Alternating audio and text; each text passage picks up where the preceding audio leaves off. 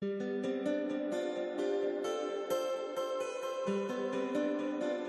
years ago, fool, it was amazing for dating, not for meaning something serious, but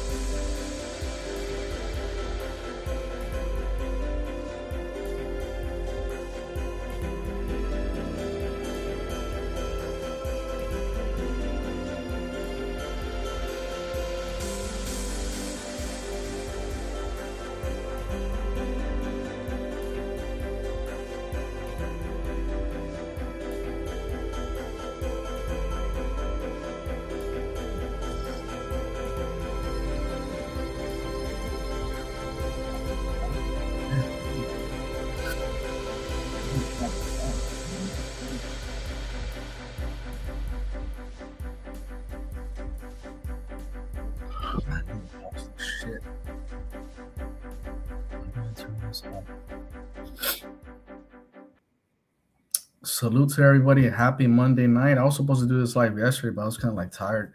But today I'm gonna do this live. So I saw this this post on Twitter, what's called X, and it was like talking about how the dating scene has changed in Latin America as a whole. And I was just looking at the comments of all the guys, and like at first I thought it was me. I was like, maybe I'm having just bad luck.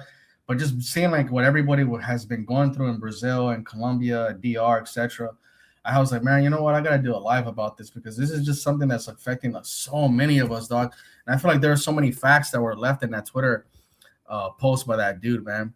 And I tried to send the guy a message on Twitter, but I think he has it disabled, so you can't message him, unfortunately, because I would love to get him on this program. Just it was his post or whatever. But anyways, guys, what do y'all think? Do y'all think Latin America dating is ruined? Yes, no. I mean, I think that guy said from 2022 it started going downhill, and I'm gonna go ahead and agree. I still went out with a few girls in 2022 when I was living in Colombia at the time.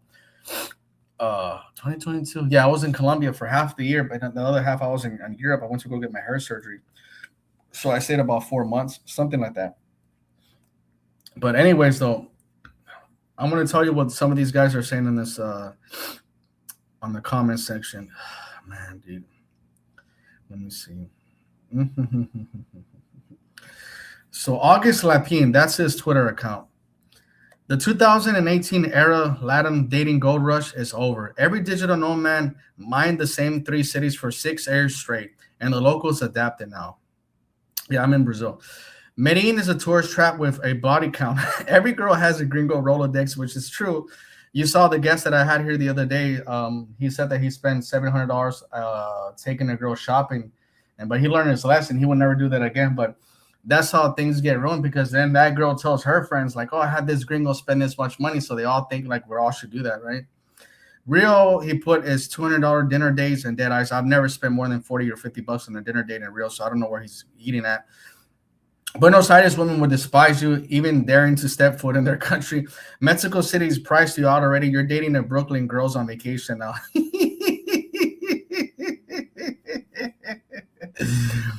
Oh, my God. And then he wrote another post. Dating in Latin isn't just good anymore. Every bar in Poblado is 70% gringos chasing some 30 girls. Fuck that. If you're gonna go to Medellin to go look for women, bro, don't go to Poblado, bro. I've said this: go to Bello or go to, I don't know. I would say Bello is a good spot, even though it's far, and La Setenta. But actually, I would say Bello is even better. You see some badass ones in Bello, man. Sure, if you're willing to fly into Pereira or another smaller town, you might get some matches on Tinder. But if you're going to Medellin, Rio, Buenos Aires, expecting to date better than back home, you're gonna have a bad time. The Latin dating era ended in around 2022, and yes, I agree. And then he put Southeast Asia is what Latin America was 10 years ago. Yeah, maybe, but you got a lot of simps going over there and shit, fucking messing it up. What's that dude that came out on the Vice special this year where he talks about the first date he had in Medellin? He took a girl to a $200. Like, bro, like, guys need to stop taking the body of girls to $200 steak dinners. Like, I don't understand. Like, how is it that you think that you're flexing, be taking a girl to a rooftop dinner and spending $150 and spending $200 or even more, popping bottles? Like, bro, these girls, you realize that the last date I had in Medellin, and she was an attractive girl, by the way, I took her to a mirador, and I got her maybe like a arepa or cheese, something like that, and a bottle of water, and it was like $5-6, bro. $5-6, bro. And I guarantee you there's guys that would have went out with her and they would have took her to somewhere expensive. Oh, let me take you. Like, bro, like, you don't gotta do that, bro. That same girl is banging a dude and it's crazy over a guy that's in prison. And shit, that's what I'm telling you, dudes. Like, you're gonna spend money on the body of girl. And that same guy, Juan, that's banging her out, bro, is doing the less. He's getting her a granizada, which is about $3, $4, and salchipapas, another $3 or $4. He's spending about 50 mil, 100 mil max, depending on his budget, bro. That's it, bro. I had a guy that come on the channel, but he didn't want to come on. He didn't want to show his face, but he was saying in Spanish, like, bro, like those same girls that you're spending a lot of money, we're banging them for like 20 or $30 a date. But anyway, so let me see what this guy says. It's saturated with foreign men. I don't have this problem in East Africa. Damn, I never been there. I gotta go. I've been wanting to go to Cape Verde though. Have you ever dated in Peru or Chile? How's the dating scene over there? No, I haven't. I have a friend that was there recently, and he was supposed to, like, this happened to me too. So like, I'm not gonna dog him. He was supposed to go on a date with this girl in Peru and Lima. He went to the restaurant or something like that. She ended up blocking him. She ended up not showing up for whatever reason. And I was just like, damn, that's messed up. That happened to me in DR too, like 2 years ago. I went to Burger King to link up with this girl, and she ended up blocking me. She never showed up either. So this is that's why I say, like, that's the way the dating scene is now in Latin America. It's just like it's based on which guy's gonna spend the most money, because you got guys that are not only offering the girl a nice dinner date, but they're offering her like, oh, I'll give you this, I'll give you that. So the girl's talking to 50 guys. Out of the 50 guys that she has on her cell phone, dude, I guarantee you at least 4 or 5 of those guys are going to be giving her a lot of money, man, or offering her shit, bro. Not just a dinner date, but offering her to take her to the mall. Like, bro, like these girls expect way too much, man. Shout out to Bayo Beto, best chicas I met. Yeah, bro. The girl that I had on my live last month in Buenos Aires from I was in Buenos Aires, but she's from Medellin. She's from Bayo. I met her like 3 years ago. But yeah, dude, like her sisters all got married, by the way, to like foreigners, like in Europe. She was telling me, and she was like, "Fuck that shit, dude." Like they all, like, I don't even think her sisters even work, bro. But that's what I'm talking about, dude. Like she's going to med school. At least she's gonna do something positive. She's gonna have a career, so she'll be all right for life. As a doctor, she'll be straight. She could go to any country and get jobs and get work. But her sisters is just like, man, fool, they don't even work. Not that I know of and shit, dude. And they're not even good looking either. But some simp from Germany like decided to marry her and like bring her back to Europe. And I think the other one took her to Spain, something like that. But I'm just talking like, man, I mean, that's the thing though, fool. I don't understand how as a man that has money, or even a middle class man, you could look at a girl from the barrio that doesn't even have a freaking job and be like, I want to save her. Save her from what, dude? Like, that's what guys don't realize, that girl still is always still gonna have that emotional attachment to those guys that she grew up with, bro. It's very, very hard for those girls to break away from that stuff, and they're just the facts, bro. I don't care what anybody tells you, dude. That's just facts, bro.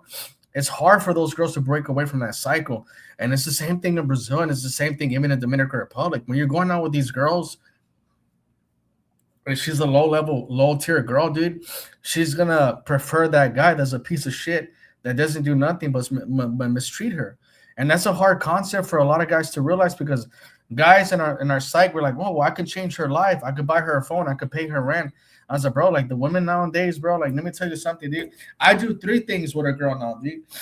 I used to be that nice guy that if you looked after me, I would look after you, bro. But I'm not gonna do that. Like, even if the girl does something nice to me, I still fucking have my reservations and shit, you know? I give a girl 3 things, bro. I give her some wings at Hooters, depending on where I'm at. If I'm in Medellin, I take her to some wings. And I'm in Dominican Republic, I'll take her maybe go get some chicharrones or something like that. And then if I'm in Brazil, even better, I could just do something even more cheaper. We'll go just get some caperinas and shit, dude.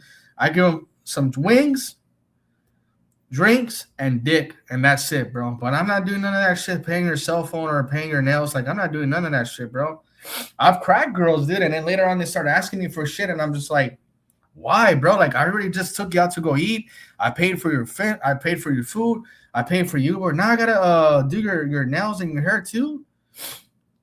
And Dominican women are high maintenance, man. Like every single week they gotta do their nails and their hair, bro. I'm not doing that shit, dude.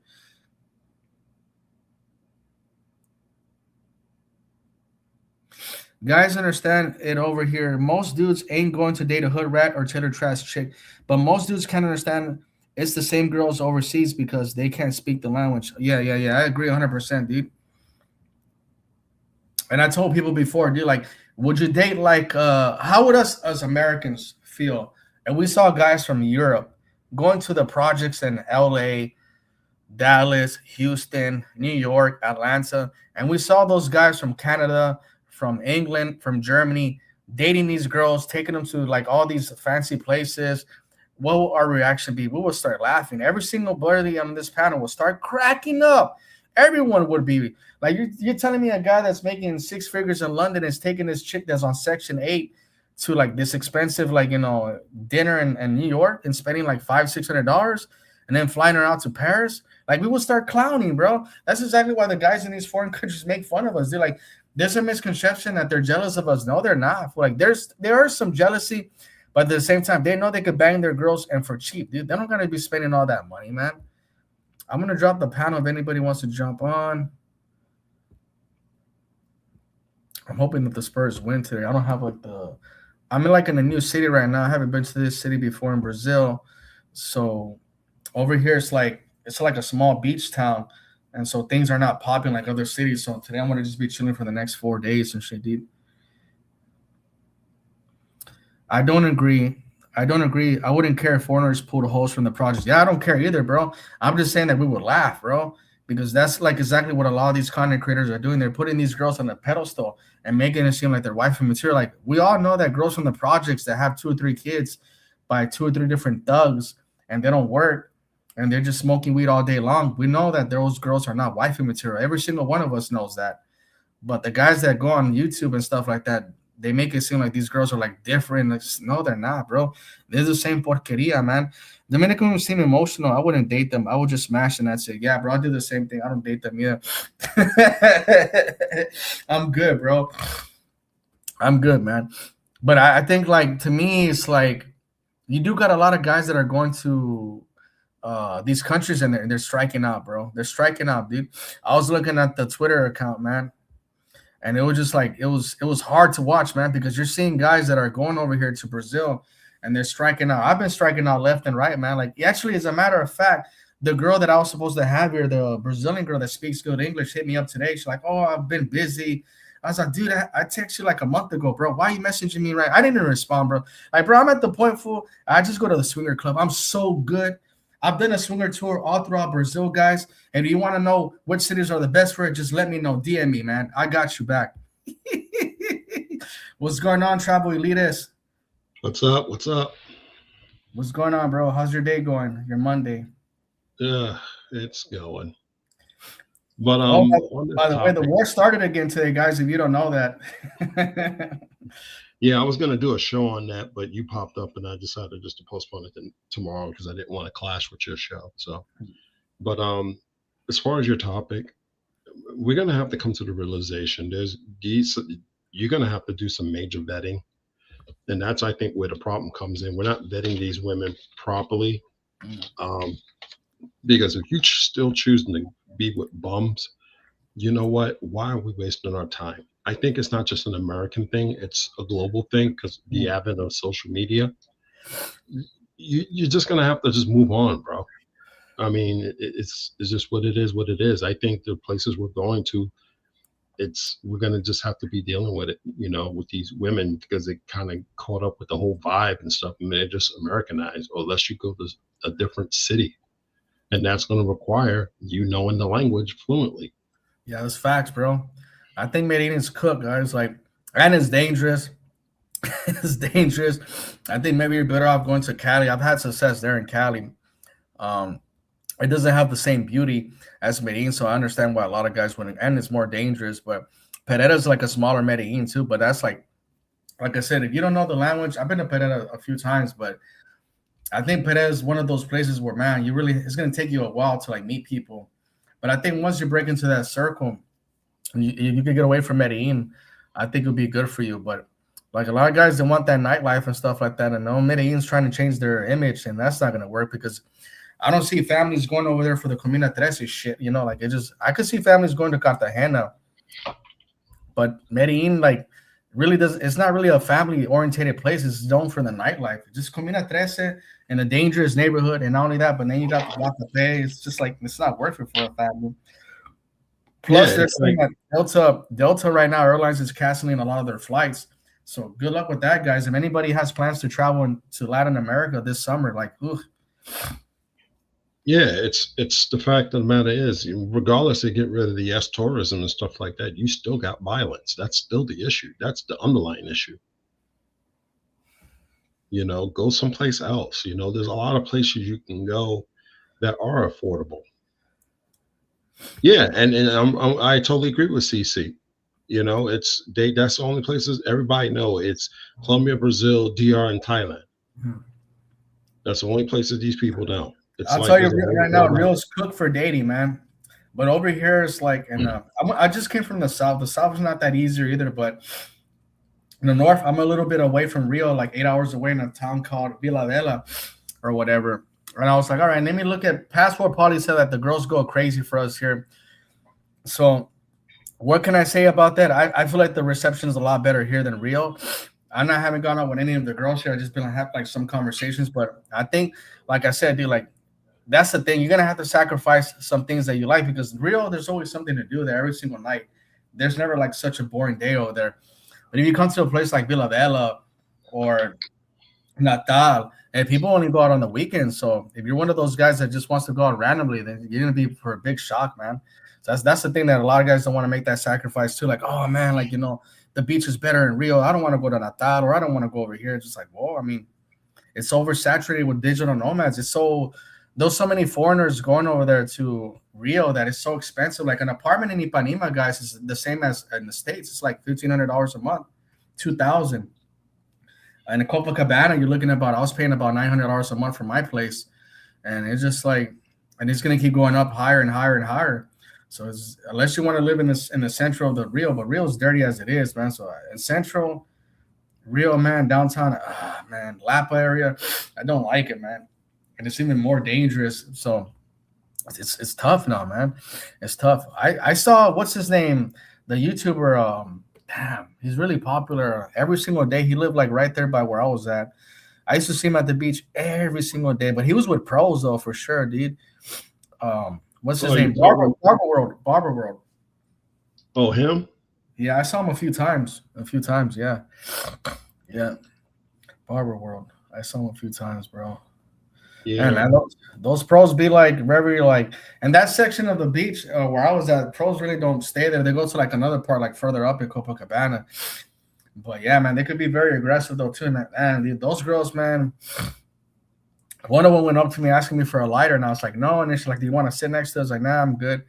I was like, man, I can't believe guys like actually brag about that shit. Those girls were like not good looking at all. Like, I'm good, bro. I'd rather go home by myself, man. Even if it was for free, I still wouldn't touch them, dude. To each their own, man. I'm not judging. Yeah, well, like I said, this whole dating thing, if you don't know the language, dude, you're not gonna really meet anybody. You're just gonna meet the pros and stuff, and they're just trying to get money out of you. Yeah, yeah. You really got to go know that language and start talking to people and start building connections. And that's the thing that a lot of these guys are missing. You really have Practice, to. man. Practice, man. Portuguese is hard for me, even as a Spanish speaker, man. But I met a nice girl. It was this Saturday. She asked me something, and I told her no fala portugués. And she's like, oh, vos americano. But they're just like her lights light up. Like, and that's what I told guys, get the hell away from Rio, man.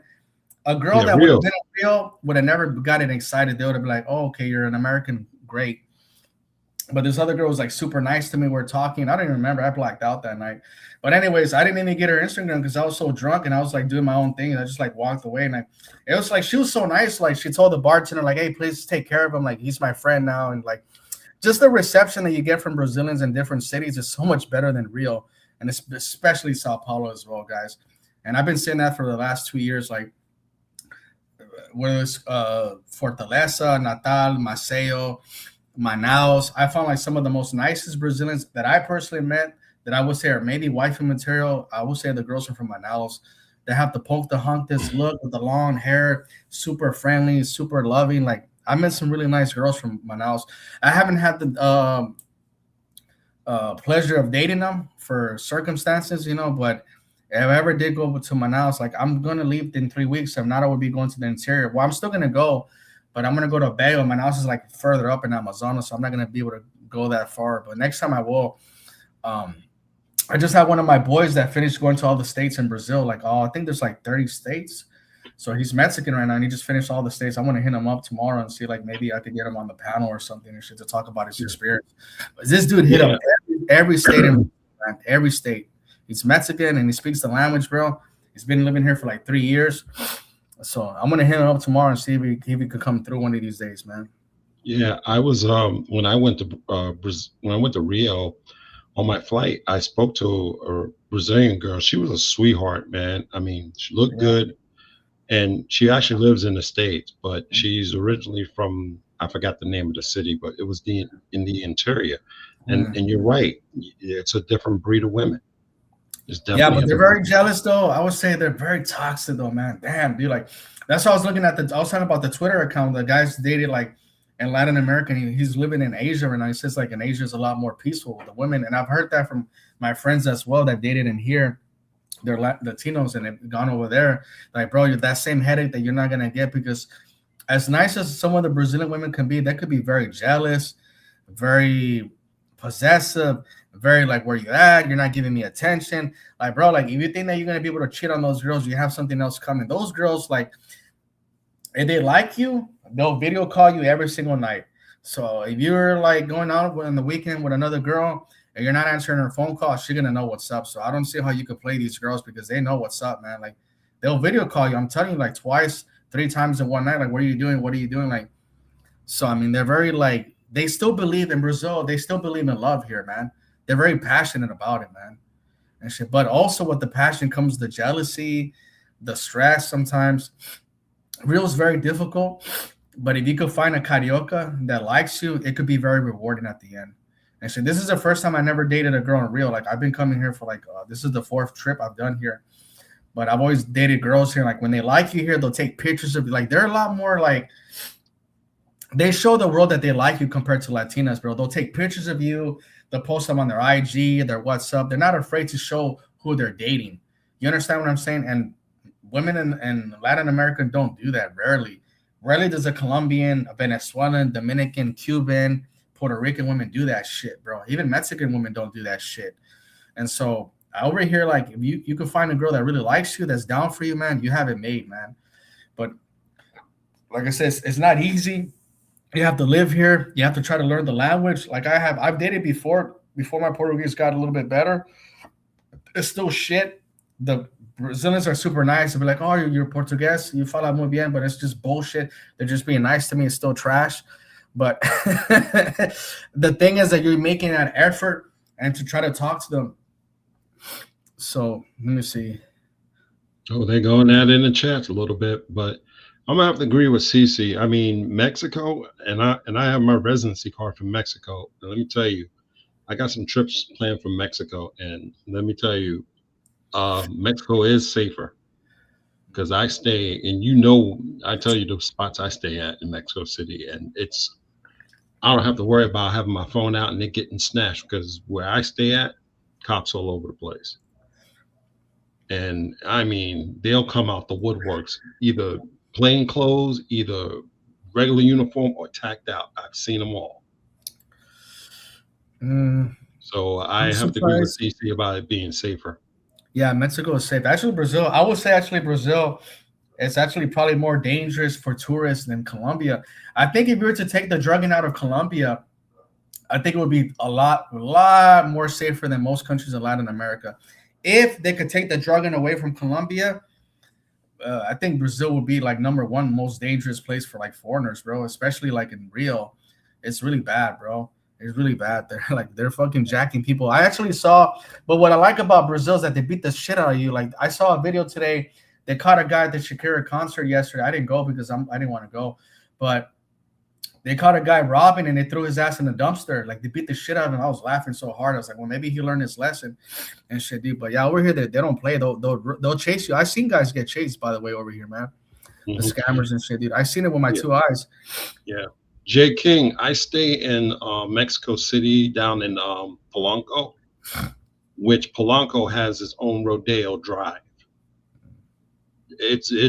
Let me tell you, I walk around that neighborhood day or night. I don't get any issues, and I don't wear expensive stuff or anything expensive. But I wear nice stuff.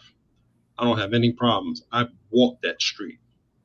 It reminds me a lot of Tel Aviv, Israel, with the tree lines and stuff like that. Um, I've walked that area, and if you go to, I think there's some on my page of me walking in Mexico. When you see the Mexico one, that's me in Polanco. No problems whatsoever, bro. That is like. high end. And that's the same for Condesa, Rome Norte, Rome Sur, and a couple of other those neighborhoods in Mexico City. No problems, none. Mexico, they gotta have gorgeous life, but the dating scene in Guadalajara is bad, bro. Like I'm talking to a guy that lives there. I actually linked up with him today in this last month in Rio, but he's from over there. He owns like a house or something like that. And he's telling me the last 3 years, like it's just been horrible. Like he used to have dates, like it's just like it's hard now over there. Like even recently when I was there, I tried to get a girl's number. She's like, give me like a bitch face, like oh man. I wanted to put it on my damn on my meta glasses because it was just so funny the face that she was giving me. I was like, ugh. I was like, she was asking like, man, dude, like it looked like I kicked her in the face or something. Like she was looking at me ugly. I was like, all right, my bad. And she like over 130 million. Yeah, I don't know how the other cities are, but I know Guadalajara. Like if the girls are good looking, they could be very snobby, man. And I think just like, there's one magazine that labeled Mexico City the #1 capital city in the world.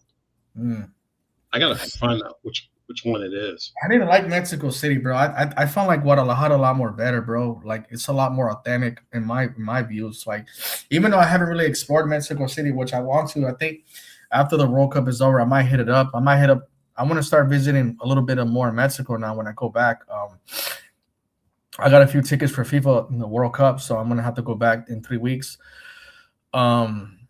I'm gonna stay in JDL, obviously, but I might go to Mexico City to see a game or two. I don't know, but I want to explore Mexico City really well. I want to explore Puebla. I want to go to Oaxaca. I've never been there, so I want to do that. I haven't done videos on the other cities I'm in Brazil because I didn't find them entertaining. Like I was in Beiranaros.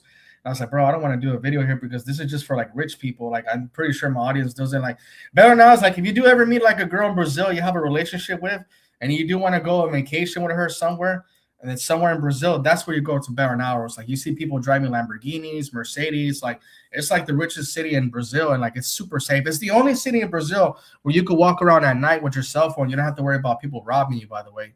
But it's in the south, and it's cheap too. It's not even expensive. When I was there, I was like not spending a lot of money actually for being like a beautiful city. It has a lot of high rises, nice apartments. Infrastructure is so badass.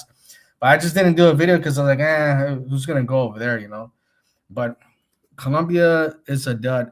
Plenty of other countries in Latin America. Yeah, it is, dude. But the thing is, there's a lot of like simps on the social media on the dating apps. The dating apps are dead, by the way, guys. Like Tinder's been dead, I think, for the last 2 years. Bumble, forget about it. Now the other guys in the comment section on Twitter were saying that Asia, the dating apps are still very good over there. I don't know. Like I said, I haven't been to Asia, so I can't comment. But based on what I'm seeing from people that have been to Latin America and Asia, they're saying like the scene is a lot more better in the Philippines. But I've also heard bad things about Thai women. I heard like they're just like Colombian women, like very like, you know, grimy. What city in Mexico you stay at? Oh, I heard the answer that. Yeah, Mexico City is beautiful. Yeah, it is. It has a lot of history, bro, but it's also a fucking dangerous city. I think Guadalajara is better, man. I think it's better. Mexico City, it's that, but I also want to check out Playa del Carmen. I want to check out Mérida. I even want to check out Puerto Vallarta. I'm not expecting much out of it. It's too touristy, but definitely Playa del Carmen and yeah, I'm gonna visit more of Mexico. Mexico City too. I'm just like, you know what, bro? I wanted to stay longer in Brazil, but I was like, you know what? Let me explore my own country for like. And Mexico, I've only been to Mexico City, Guadalajara, obviously. I've been to Chiapas, the town of San Cristobal. Then I've been to Yucatan State, which has like Diolodad, has a lot of beautiful cenotes. Chichen Itza is there. I've been to Quintana Roo, which is Cancun, Playa, and Tulum. But this time I do want to explore. Like I want to go to Mexico City, explore there. I want to go to Puebla, explore there. I want to go to Puerto Escondido, explore there. I might hit up Veracruz if I got the time, and then finally hit up Playa del Carmen. I'm going to be staying in Mexico, I think, for the rest of the year because I'm doing the citizenship. I'm still waiting for the paperwork. I submitted it like about 2 months ago, but it takes a minute. So I'm going to just stay in town. That way I could just get a simple plane ride when it comes in so I could start getting my shit done. I might hit up. I was supposed to go to Colombia this month, guys. I was like, I'm going to go, but I canceled, like, because all the shit that's going on, bro. One of the girls that was drugging Americans, robbing Americans, they let her go today. I'm like, what? I'm like, you just send a message that you could rob guys, steal from them, and potentially kill their lives even though she's Venezuelan, and like I don't understand how you could get a guy that has condoms coming into the country, kick him out, embarrass him, take pictures of him, and make him seem like he's this bad criminal. But a girl that got caught with a foreigner's credit card taking money out, you don't do the same thing, and you let her go the next day. Like, and I'm supposed to respect that? Are you kidding me? You kidding me? You kidding me? Man, man, dude. And I'm gonna say this about deportation. When Oh. these guys get deportation, you don't know what they're putting on these deportation orders and stuff and sending it back to your home country. Look at You what don't know happened to what type Capo. of Like stuff they're putting Capo on was there. talking about it. They did him dirty. He was talking about how they told the Homeland Security that he was going in there for pedophilia and shit. Like they went through his cell phone. That's what I'm saying. And the guy told him, like, bro, if I was you, he's like, I would never go back to.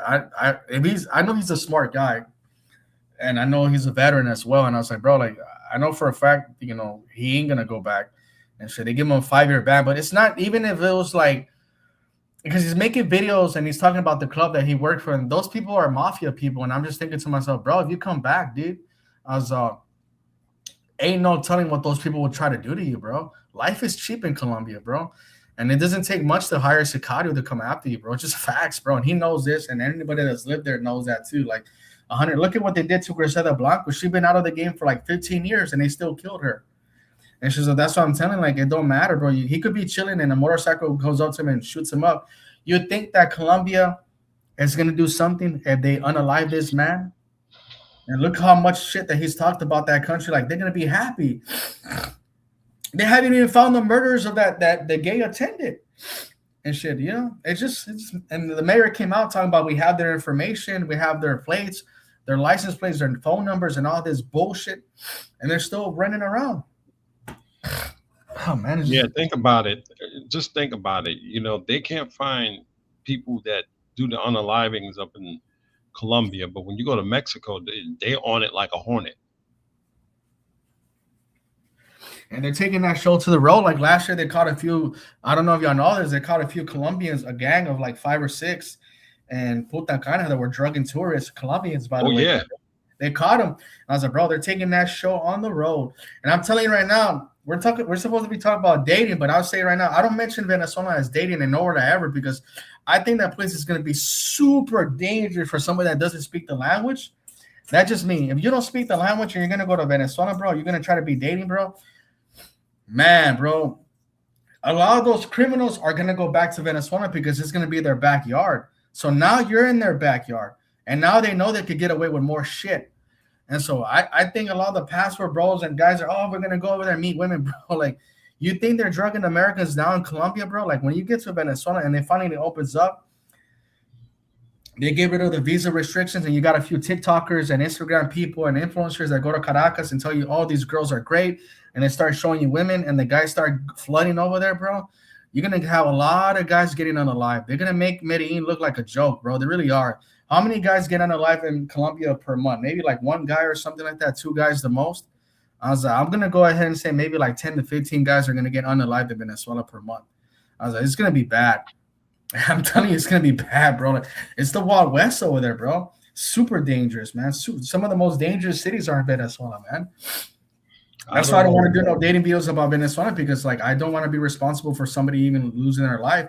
Like, oh, Ulysses told me to go to Caracas. He met this good-looking girl and shit, dude. I'm just like, oof, this is rough, man. I don't know why guys want to go to the most dangerous places, even if the women are beautiful, dude. They got no interest in dealing with gringos. I don't know why the obsession of going to someplace that dangerous. And you got to pay to be with the beautiful ones. And what do you end up getting? You probably get at best average. It's not worth it, man. If you really want to get into a serious relationship, man, go someplace safe, man. Man, honestly, you're just better just fly the girl from Venezuela out, bro. Like, nah, I think if they can make Venezuela safe, which I don't see it happening, but they might. I think you might see Venezuela, like right now, it's gonna take a few years for them to get the refineries to full capacity. It's going to take a minute for them, right? But until they could get the resources, because it's not just oil. They have like other stuff too, like diamonds or some shit like that. So there are other resources as well that they got. It's going to take a minute for them to like, go to full capacity at 100% engine running. So meanwhile, I think what they're going to do is rely on tourism money for a while to keep them afloat, right? But if they can make it safe for foreigners in there, and maybe they might be able to make it safe. They might have a no tolerance, like fucking no shit thing, where like they really want to protect the foreigners because they're getting a lot of investments and stuff like that. If they could do that and shit, I think Venezuela would definitely replace Colombia for a fact. I know for a fact the black crowd will definitely abandon Colombia because the Medellin has made it like, I understand some of the ghetto crowd they're getting rid of, like I get it. But also, I think some of the guys that they're sending back are just not even bad people. They're just like, I have a condom. Like, so what? There's a sex shop in every other block in Medellin, bro. Like, literally every part of the block you see sex shops. But they're just kind of like, I think they're giving the message that they don't want a certain demographics in that city. So I think if Venezuela opens up finally, and I think guys don't give a shit, bro. They're killing a lot of people in Colombia, drugging a lot of people over here. And it hasn't stopped passport bros for shit at all, not even the slightest. But I do think Medellin is starting to lose a little bit of money. I think people have already canceled their plans. Like I canceled my plan. I was supposed to go this month, and I said, "No, I'm good." I might go maybe towards the end of the year, September, around my birthday, maybe for 2 or 3 weekends. I don't know. I might not. I might just stay my happy ass in Mexico. Or not, I'll probably go to Dominican Republic. But yeah, Colombia right now is just it's hot right now, bro. Yeah, and as far as and here's this thing about Colombia is going to suffer. Colombia is not going to suffer from the lack of us not being there. They're going to always make money. Okay. They got trade going on globally. So this whole thing, and this is what pisses me off. These are not third world countries. I don't know what y'all, I don't know what education y'all get nowadays, but a third world country is someplace where you can't get food. Okay, there's this 100% famine. Y'all are not in those countries. You can't call it a third world country, and y'all still do that. That is like racist and stuff like that, man. Y'all got to get out of that saying that terminology, man. These are not third world countries.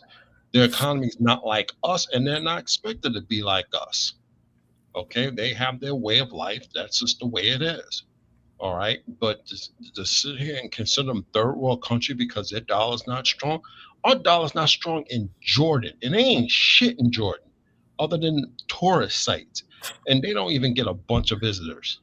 The But their dollar's dollar's the stronger dollar's than not us. that strong in Colombia either. It's going down. It's like right now at 4 mil pesos. It's like the lowest it's been like in 4 years, I think. Yeah, Because it's going but down. they're not gonna, like I said, they're not gonna lose any sleep if we don't go there anymore. They're still gonna have trade and stuff, coffee and copper and a whole bunch of other stuff. They're still gonna survive. So they don't, the tourist dollar is just extra. Have you heard about the Jew from New York? Yeah, I heard about him. I think personally, I think it was a personal thing what they did to him. Because in Colombia they don't do that. What they did to him unless it's personal. So he was involved in something. I think I don't know what it was. Um, he must have done something that pissed him off. For them to do that to you in Colombia, like put you in the box like that, that's personal, man. That was straight personal. He did something to piss those people off. Like I said, I don't know what he did. I thought it was weird that he went over there to marry an 18-year-old girl. What do you have in common with an 18-year-old girl? But I don't know and shit, dude. So yeah, man, I think it was personal, bro. When they do something like that, it's personal, man. They were reporting the Jew. How many guys? I don't know, dude.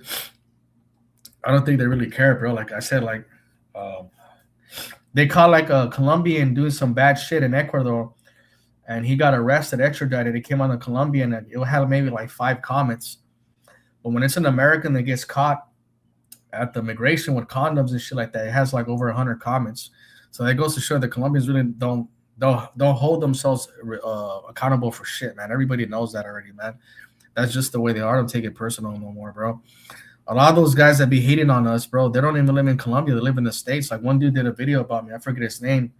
Um, He's done like 2 or 3 videos about me, but I was like, bro, like you have accountability issues and shit. For when y'all kill foreigners and shit, like they laugh about it, man. They get happy, many of them, bro. They have a sick mentality over there, dude. It's one of the reasons why I canceled my flight to go. I was like, you know what? I thought about it. I was like, you know what? I'm good for. If I go back for my birthday, maybe to have some fun, maybe not. Because I forgot Mexico Independence Day is around September the 15th, and I've never been to Mexico City for Independence Day, so I would like to go. I keep saying I want to go, so I'd rather just be in Mexico City for that. I think it's going to be pretty cool. But I think as far as Colombia is, I'm going to have to put it in the back burner for a while, man. It's just really hot, bro. Like it just, I don't have nothing in my luggage anyways. I don't care. But at the same time, like, you mean to tell me if I have a box of 12 condoms, you're going to take a picture of me and put it on your IG? It's like there's just this dumb shit that they're doing, like to kill their tourism. They really are. I think that some communities will be hurt there. The people that have businesses in Poblado, because nobody's staying in their expensive hotels. Like regular Colombians ain't staying in those hotels and getting the expensive ass apartments. I know we're supposed to be talking about dating, but now I'm thinking a lot of people are talking about how the world is going through a recession because of this war in Iran. So it might be good for some of the digital nomads. The prices might go down because of the prices of the airlines go up, which I've noticed. I think from Texas to Miami it used to be 250. Now it's like 400. I saw that it went up 150. So I don't know how much it is to go overseas yet. I haven't paid attention, but my flight from Sao Paulo to Cancun was only like $400 one way, so it's a pretty good deal. But I got it like a few weeks ago because I was like, you know what, let me get it right now because it might go up higher. Um, I know Spirit crashed already. I never flew Spirit, but I know Delta is canceling some flights, and I'm pretty sure the other airlines are going to do the same thing. This war continues, which I think it is. But I think traveling is going to be it's going to hurt a lot of us guys. Like I'm going to be in Mexico, staying with family and stuff like that. But if I can move around, I'll move around. But I think a lot of guys that have plans to go to whether it's Colombia, DR, Mexico, Brazil, Peru, or Philippines, or anywhere like that, they're gonna, especially Asia, they're gonna be hurting, man. I don't even want to think how expensive the flights to Asia are gonna be, man. If they're expensive to go to Latin America, imagine go. How much is it a round trip right now? Like 1,300 to go to Thailand from LA or something like that. Let me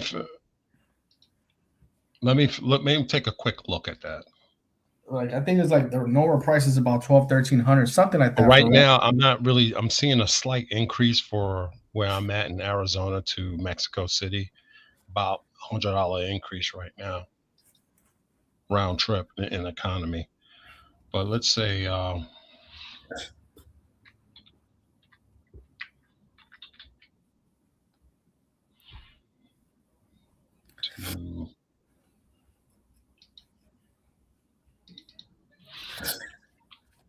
So Bailey says, yes, I check on those accounts. Yeah, bro, they are, bro. I don't know why.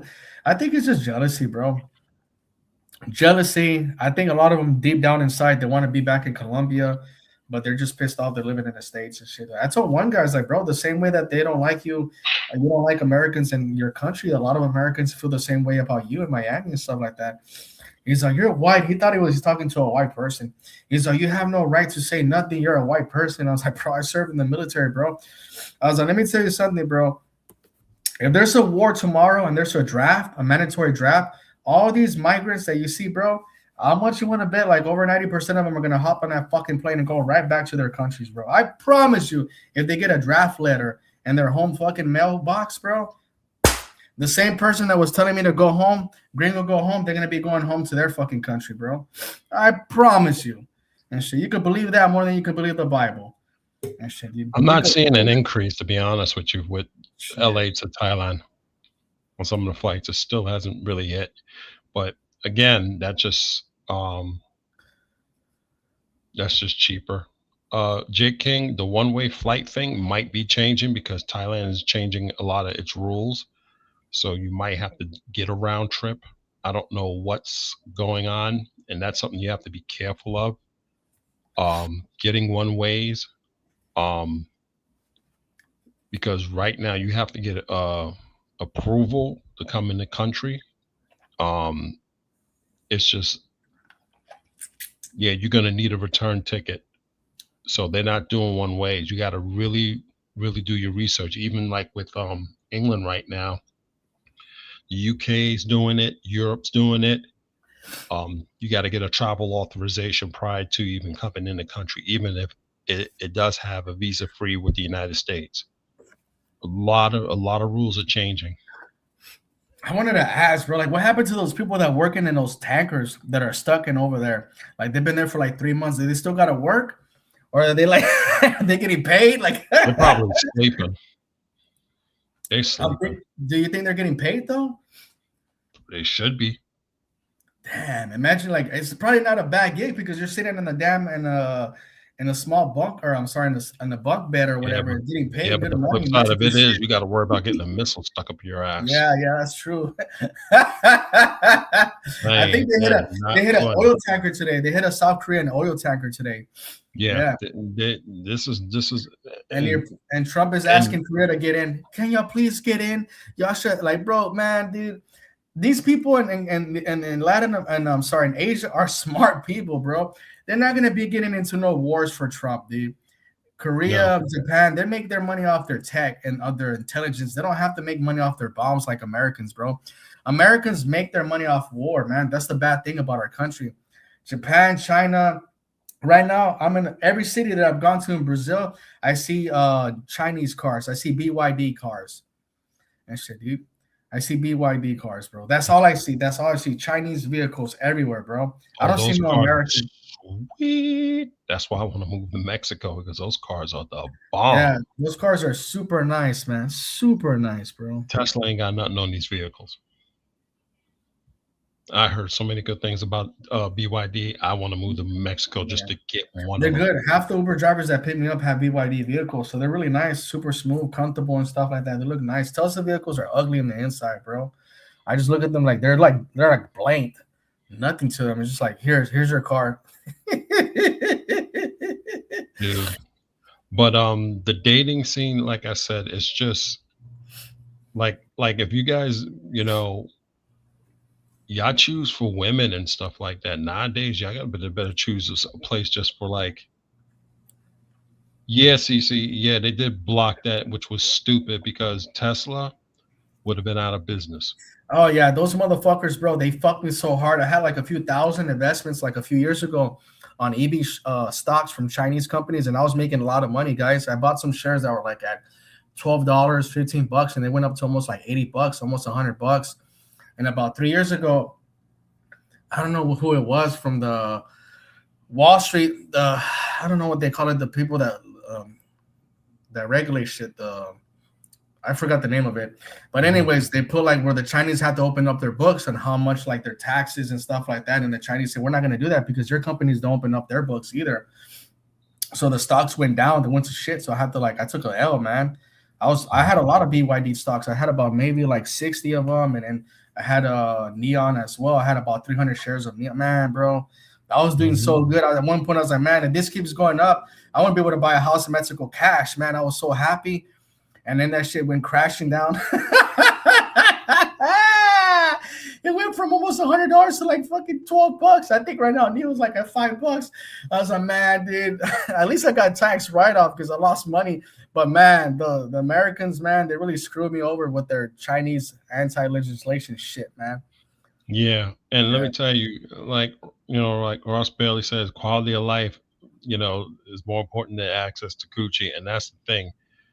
Right now, y'all gonna have to figure out which country's gonna be safer to be at because even like right now, everybody's talking about working remotely. Those remote jobs, man, they ain't like readily available like everybody think. I was just watching the videos showing how digital nomads are actually broke.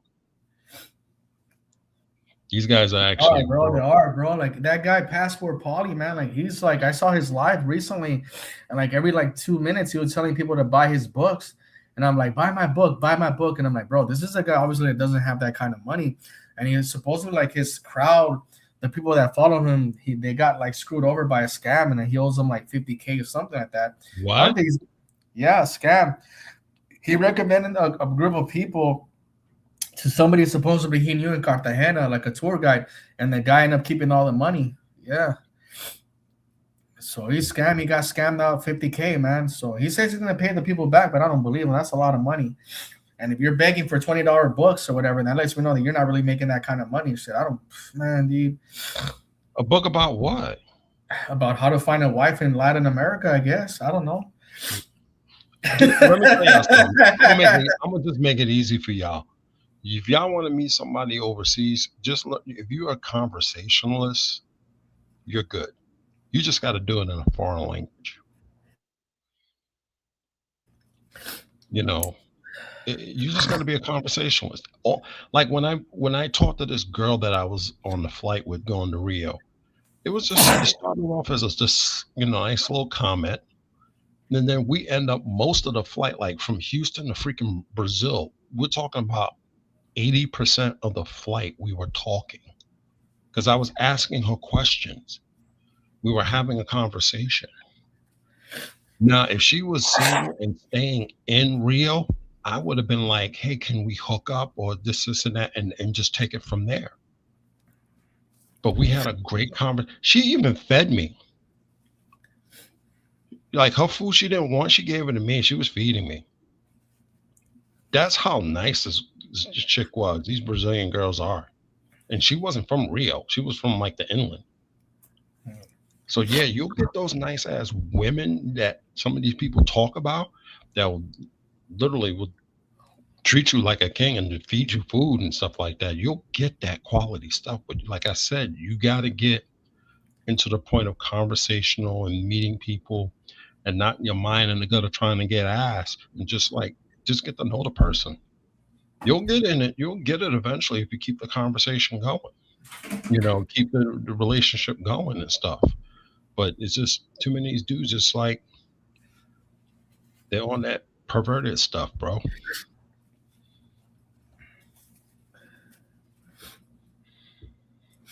I mean, 50K in one day, man. That's good, bro. 100K in a month. Life is good. No need to sell a book. Consultations bullshit. Just good old fashioned long term compounding. Yeah, bro. It's good, bro.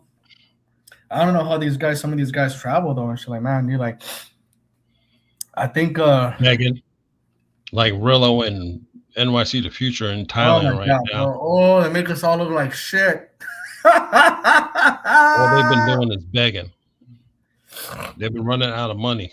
I think who was it? Austin Holloman got robbed like a few days ago, his laptop. But sometimes I don't even believe this guys. Like maybe he just wants a new laptop and he made up a story. Like I just don't believe these guys anymore, man. Like when they say shit like this, dude. Like who knows, bro? Who knows, dude? These guys lie so much sometimes you're just like it's kind of hard to take their word for word. Yeah, even one time I was listening to Austin, he even said, there's times he was doing a video about, digital nomads and stuff. It's a lie. And he even said there's times he was broke being overseas. So that ought to freaking tell you. And he's the the more known and popular one.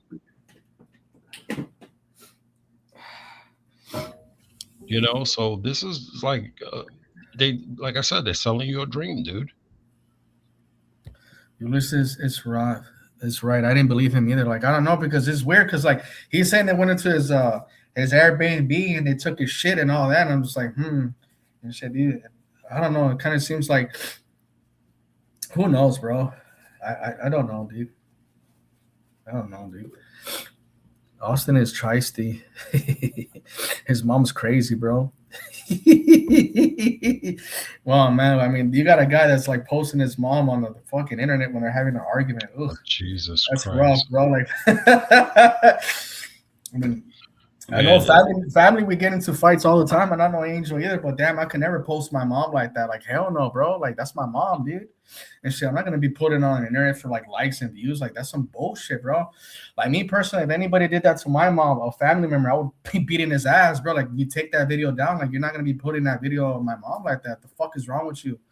And shit, dude, but whatever, bro. Like, he comes from a broken home. You could tell, bro. Like, there's no way in your right mind that I could ever do something like that, and my family doesn't get pissed off at me. Like, what are you doing? Like, I keep my family business private, bro. Yeah, I know, but if I did something like that, I would be getting phone calls from my family members. Like, what are you doing? Like, why would you do that to your own mom? Like, it just people have to think about stuff like that, bro. You have to sit back and analyze the person and be like, what kind of man in his right mind thinks it's okay for you to post your mom when she's drunk and belligerent and you're smoking a cigar like it's something to be proud of, bro? Like, where is your common sense, bro? And I just think he's never had that father figure in his life or anybody that's guided him, bro. I'm not judging him, whatever, dog. I'm not here to talk about the dude, bro. But I Yeah, just, but yeah, this is yeah, weird as hell, bro. Like, but like I said, guys, it's like constantly going to the same place and expecting different reactions is insanity, man. It's y'all following everybody else's playbook, and a lot of these dudes are just, in some senses, lying. Y'all got to go out there yourself and just go out and explore it yourself. Like when me and Average Man Unplugged, when we was in Brazil, we was telling you, I gotta stop living vicariously, do all these other YouTubers and just come out and just do it yourself. We wasn't bullshitting, guys you gotta like, I know. get guys are naive, bro. I mean, taking a girl. I think the problem is too is that the dating scene is really bad in America. And so I had this conversation with one of my subs the other day. I was like, bro, like sometimes I don't blame these guys as angry as sometimes I get because I know I was back in the States working for almost a whole year. And even some of the guys at work that I saw that were dating, they're getting treated like shit by their girlfriends there or just going through it. Or some guys are not even dating at all. They're going years without having sex in America. Guys are going years without a female's attention. So when they go to Colombia or DR, even if the girl's not attractive, they still haven't had a girl's attention in a long time. And so it's like an animal or anybody that's going in the desert, walking around for the longest time. You haven't drank water, and all of a sudden I'm telling you, you're not allowed to drink water because it's not pure enough, the water there. You're not going to give a damn because you're so thirsty. And it's the same thing with these guys. They're coming over there so thirsty for a woman's attention, so thirsty to have sex with a girl that they don't care if the girl has tattoos on her neck. They don't care if the girl's not attractive. They don't care. They don't do their time to get to know the girl. They just want to like in and out. They have needs. And so, but unfortunately, it's costing their lives. And you got that police officer that was drugged like 2 weeks ago in Medellin. And I was just like, damn, dude, like, how does that happen even to a police officer? Like, where's your instincts as a cop and shit? It's because everybody thinks you get the beauty queen in Colombia, you can get them all and stuff, and that's not what it is. It's you have to look at it. These women over here are more. A lot of these women in these countries want their own because they're more relatable. You're just over there for you know what, a couple of days, and then you're gone. And then you go into a city where, yeah, a lot of guys go in and out. I mean, you're not living there. And that's the thing. Sometimes if you really want to get into a relationship and stuff, you're going to have to live there. Oh, yeah, bro. You know, that's just the reality of it. I mean, can you fly back and forth? It depends on where you're at. Like, I'm on the border of Mexico and stuff like that. Could I fly back and forth? Yeah. If I had a girlfriend, if I had someone of interest down in Rocky Point, I can drive literally every other weekend because Rocky Point's only about 4 hours away driving.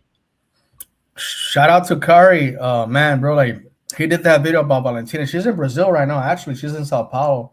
Some guys simping for her, taking her to the expensive dinner dates. That's what I'm talking about, bro. Like, I mean, guys, you have to value yourselves as a man, dude. Like, I don't know, like how all these guys are taking this girl still to like nightclubs. They're taking her like she's like, I'm a tour guide.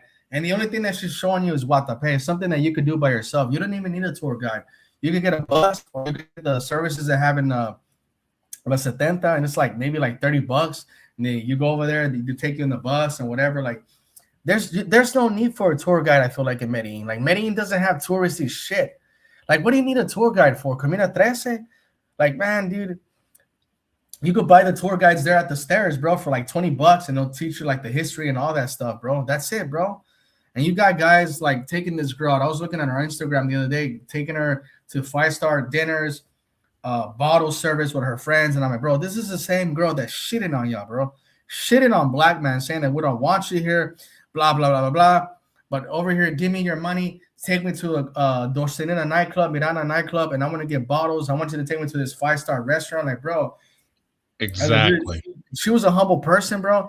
You could be like, hey, let's go get, like, I'm going to teach you the real Colombia. Let's go get some arepas over here down the street. Let's go to the Mirador over here. And let's do what the locals do. The locals go to Miradores. They go over here. They get some granizados. They go over here to La Sententa. Hey, let's go get a bottle of aguardiente and shit. We'll hang out with some people and stuff like this, bro. But you know what her lifestyle is showing on her IG is completely opposite. She's not a real tour guide and shit. So I know that Curry like dug into her, and he's a nice guy, so he didn't really say hard stuff. But who was it? The other girl that kind of dug in more was Maria Sincere, I believe. Yeah, Maria Sincere was the one that was like coming after her big time, but she was just like coming after everybody. Like she like reported his live. It got taken down, but he won. He did a counter notification, and so he got the video up again. And I'm kind of glad he got that W. And I think she reported the other girl too, Maria Sincere as well. But yeah, she just like showed her ass, bro. That's why I tell you guys, like, you gotta be careful when you travel to these countries, like who you let inside your circle, because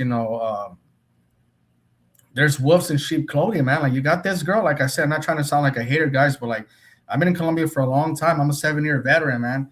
And a tour guide like her, bro, you gotta just look at her IG, bro. Like I tell guys all the time, when it comes to dating, look at the girl's Instagram and it'll tell you everything you need to know about her life. If you see a girl that's poor, broke, but you see that she's been to Paris, Dubai, Cancun, Punta Cana, bro, that's a red flag, man. Now you could do your thing as a man, smash her and keep it moving, but you're trying to wife this girl, you're trying to put a ring on her, make her your girlfriend. I saw Rami, even somebody like Rami Travels as an experienced Colombian veteran crashed out like a year ago. I saw him post something on his IG. I spent like $1,500 on this girl in Medellin. I took her to Mexico and blah blah blah blah blah. And she's with this other guy. She doesn't care. I'm like, bro, you've been here for 5 years, bro. You know exactly how the prices are, bro. Why would you think that? And when I looked at the girl's Instagram, she'd been at Dubai, Paris, Barcelona, Panama. I'm like, bro, how can you look at this body of girl and see that she's been to all these expensive places and still think she's girlfriend material? Every country that this girl went to, she got cracked. Man. And I not only tell that, you guys, yeah, they play the same game like the ones in the United States, man. They play the same game. It's no difference. That's why you have to diversify your portfolio. Why are you sitting around here going and leading with your wallet, this and that? If she, like I said, if she doesn't show interest, move on. And like I said, everybody's been burned. We all been burned in some way, shape, or form. There's no shame in that. I've gotten burnt when dating overseas, and what I do, pick up, move on. I learn, but you got to understand with this whole social media stuff, they're doing the same thing like the ones here. And it's not because you're lame or anything like that. It's just you have to learn. These people don't lead with your wallet. It's a different culture. And some of these people you're going to have to vet. That's why you kind of don't want to go spend X amount of dollars in this and that. Just go to a regular dinner. Nothing fancy, nothing expensive, nothing elaborate, because they're going to go and, you don't know who else they're sleeping with. They want to go with these thugs and all this other stuff. That ought to tell you where her personality, that ought to tell you her character is at this point right now. She's going out with these bums and stuff and letting these bums smash her. Why would you want to go behind that shit? That ought to tell you about her character. Move on. There's plenty of. It's like one of my friends told me, there's plenty of pussy out there in the world to worry about one. hell yeah, If she bro. does, yeah, there's plenty. And stop going to the same well. Try different wells, man. Different wells out there, bro. I agree. I don't see a difference between Colombian young women and no, they're not. But like I said, like I had the guest here like a few days ago. Shout out to him and the work that he's doing. But man, dude, when he told me he spent $700 at a girl at the mall, I was like, damn, he ain't the only one that's doing shit like that, bro. So that's why it got ruined over there, the dating scene, bro. I don't think women from Medellin are wifey or girlfriend material, anyways. But just still going out with them and having fun, that's even more difficult now because now that girl tells her friends, and now she expects that from the next American. So the next American she meets, he's probably not going to do that. He's going to be like, nah, I'm good. And so that's what makes it a little bit more harder for the average guy because the average guy, I'm just, man, oh my God, bro. I'm not doing none of that shit. You buying all this expensive shit for this girl up in like $700 worth of shit. She's probably going back and selling that shit. That's what I was thinking too, bro.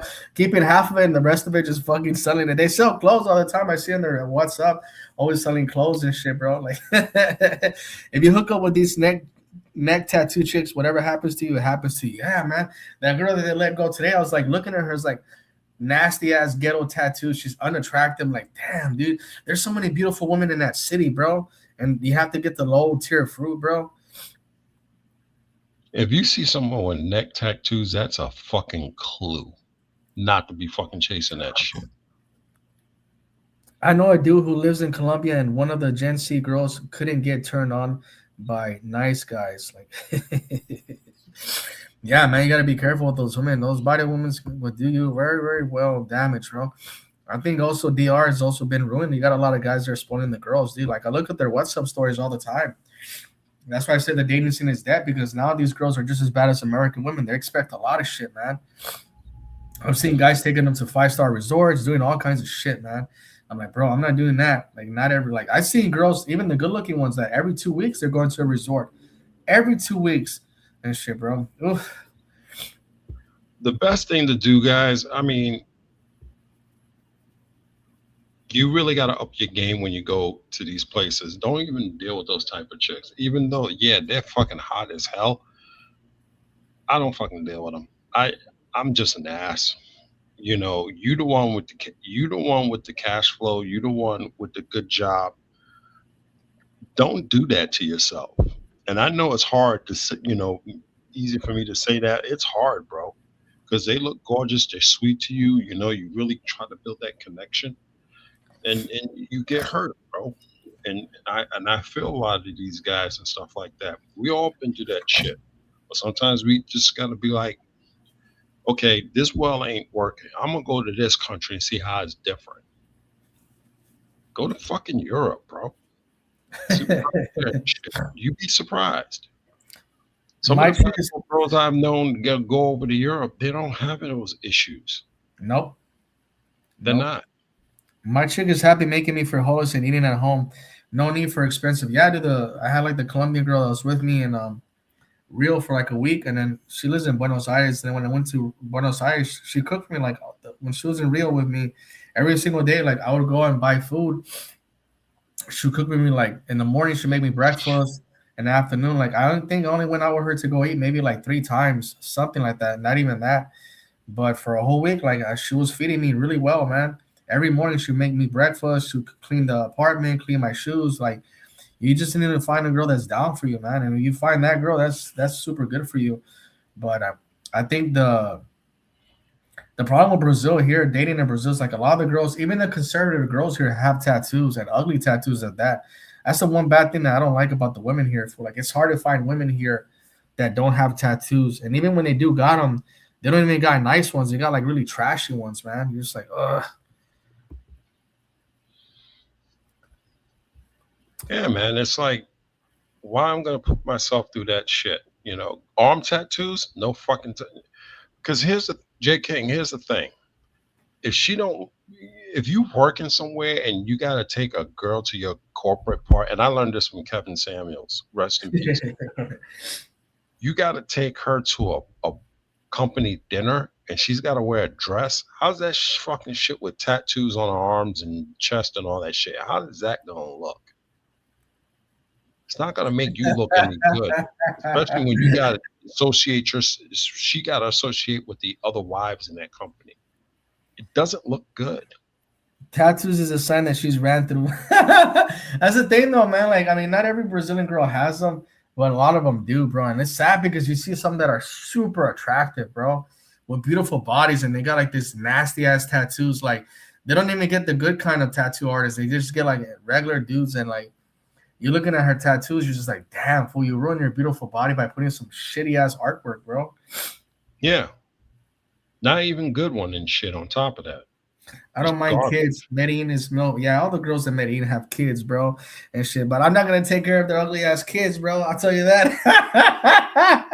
That's like, why even leave? Not me, bro. I let some other sim ninja do that for me. I'm good, bro. That's like, why even leave America on top of that? It's like you might Oh, as well just stay home and I take might care as of well someone stay else's home, bro. kids. 100% facts. I want to be taking care of a girl's kid, bro. I'm good, bro. Hell no, dog. I'm so Dude, good, bro. it's like you trying to make your own family, not be part of someone else's. No, I'm not fucking. I'm not taking care of no kids, bro. You don't see too many single mothers here in Brazil, at least. That's a good thing. But in Colombia, no Central, and in the Dominican Republic, you see a lot of kids too. A lot of women with kids, bro. So I'm kind of just like good on that as well, man. I'm not taking care of no fucking girls' kids, bro. Like I've had them tell me stuff like that, like, oh, I need this. Like I don't give a damn, bro. Fuck you and your kid. I don't give a damn about your ugly ass baby, bro. I'm good, bro. Oh man, bro. Fuck that. I'm good, bro.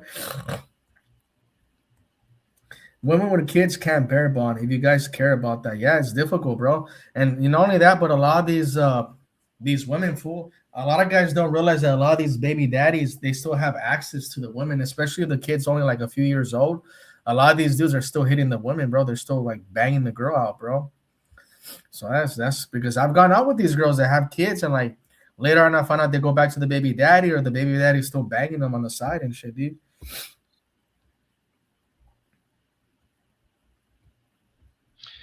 I think, there are those as like blacks and stuff like that. It's just the thing is, I think with this everybody coming on there for S tourism it just ruined it. Yeah.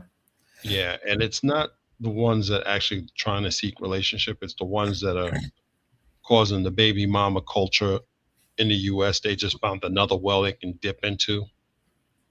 Um, and this is a lot of sick stuff. And I think that's what's really, really amping up the whole thing. And those are the ones that just we need to just check. The regular ones that just want to do their thing and live in Colombia and do the occasional dating and stuff like that. Those aren't the problem people.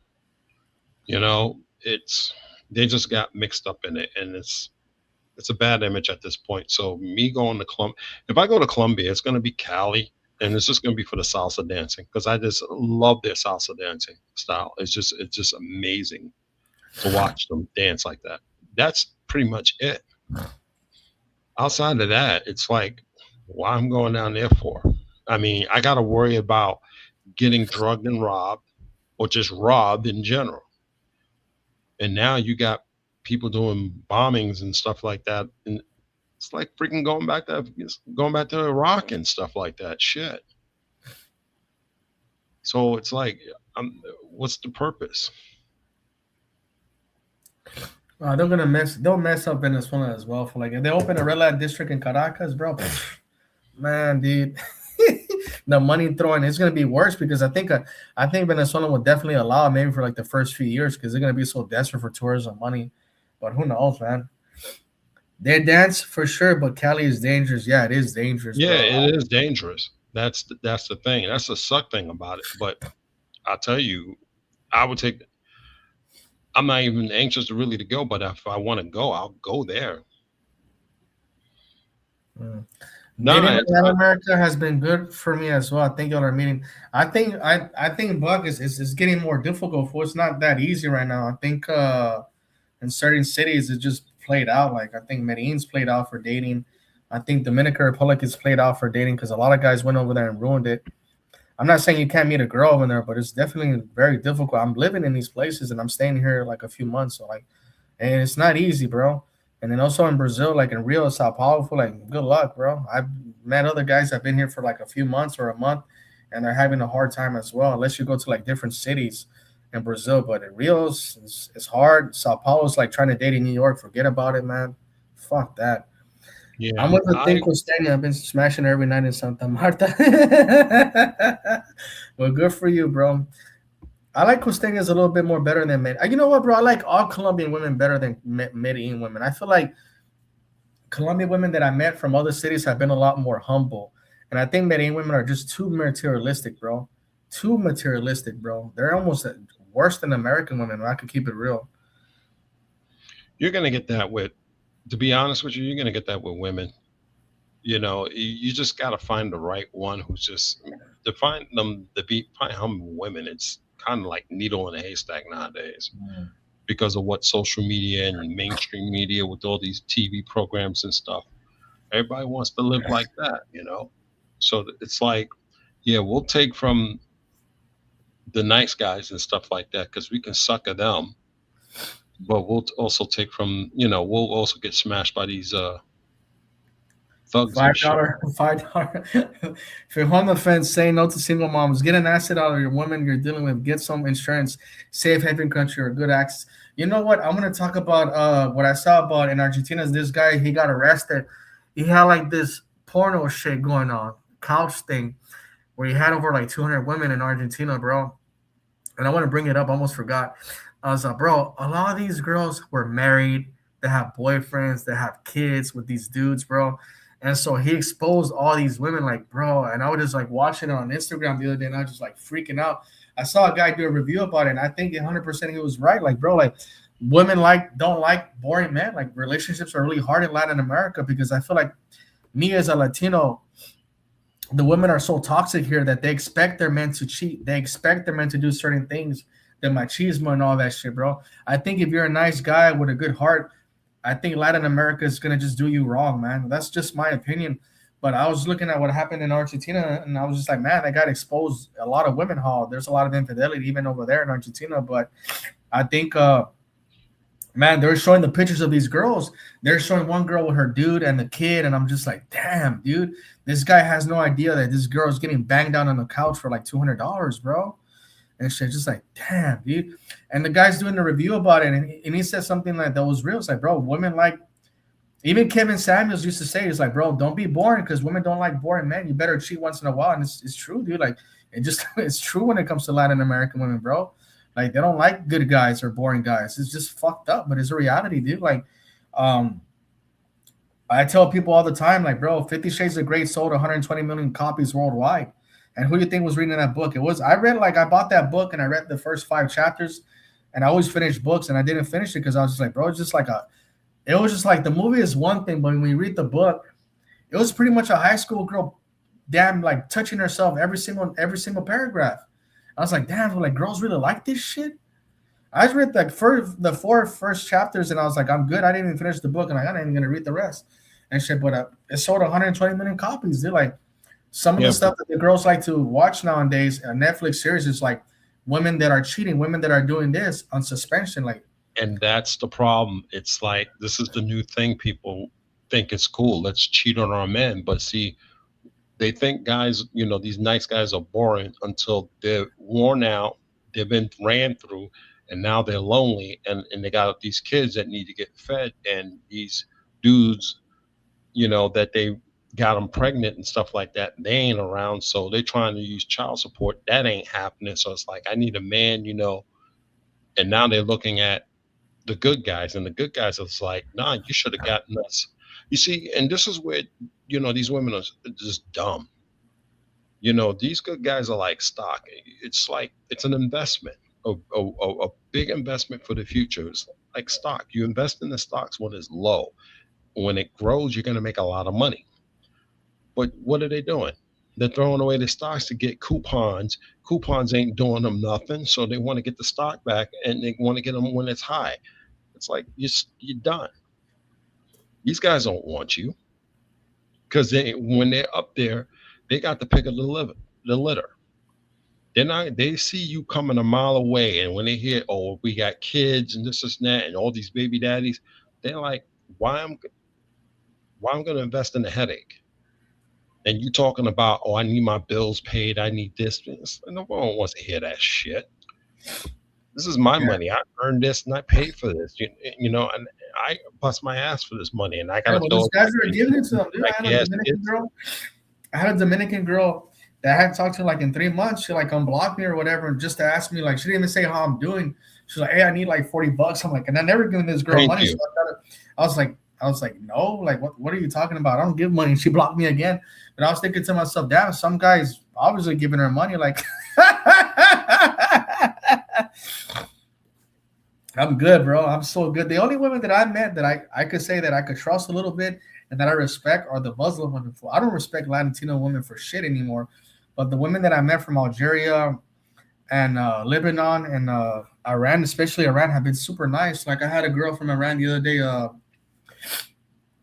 send me a video of her playing guitar and singing in Farsi and shit. And I was like, man, you're never gonna get that from a Latina, bro.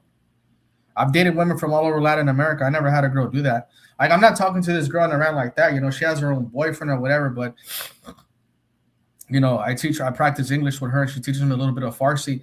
But she's super nice, and you know, and she was like, when you come over here, if Iran opens up, you could come to my house, you'd be my guest. Like, I think I think the Middle East would be the place if I wanted a serious relationship with a woman. But Latin America or Brazil, I'm good.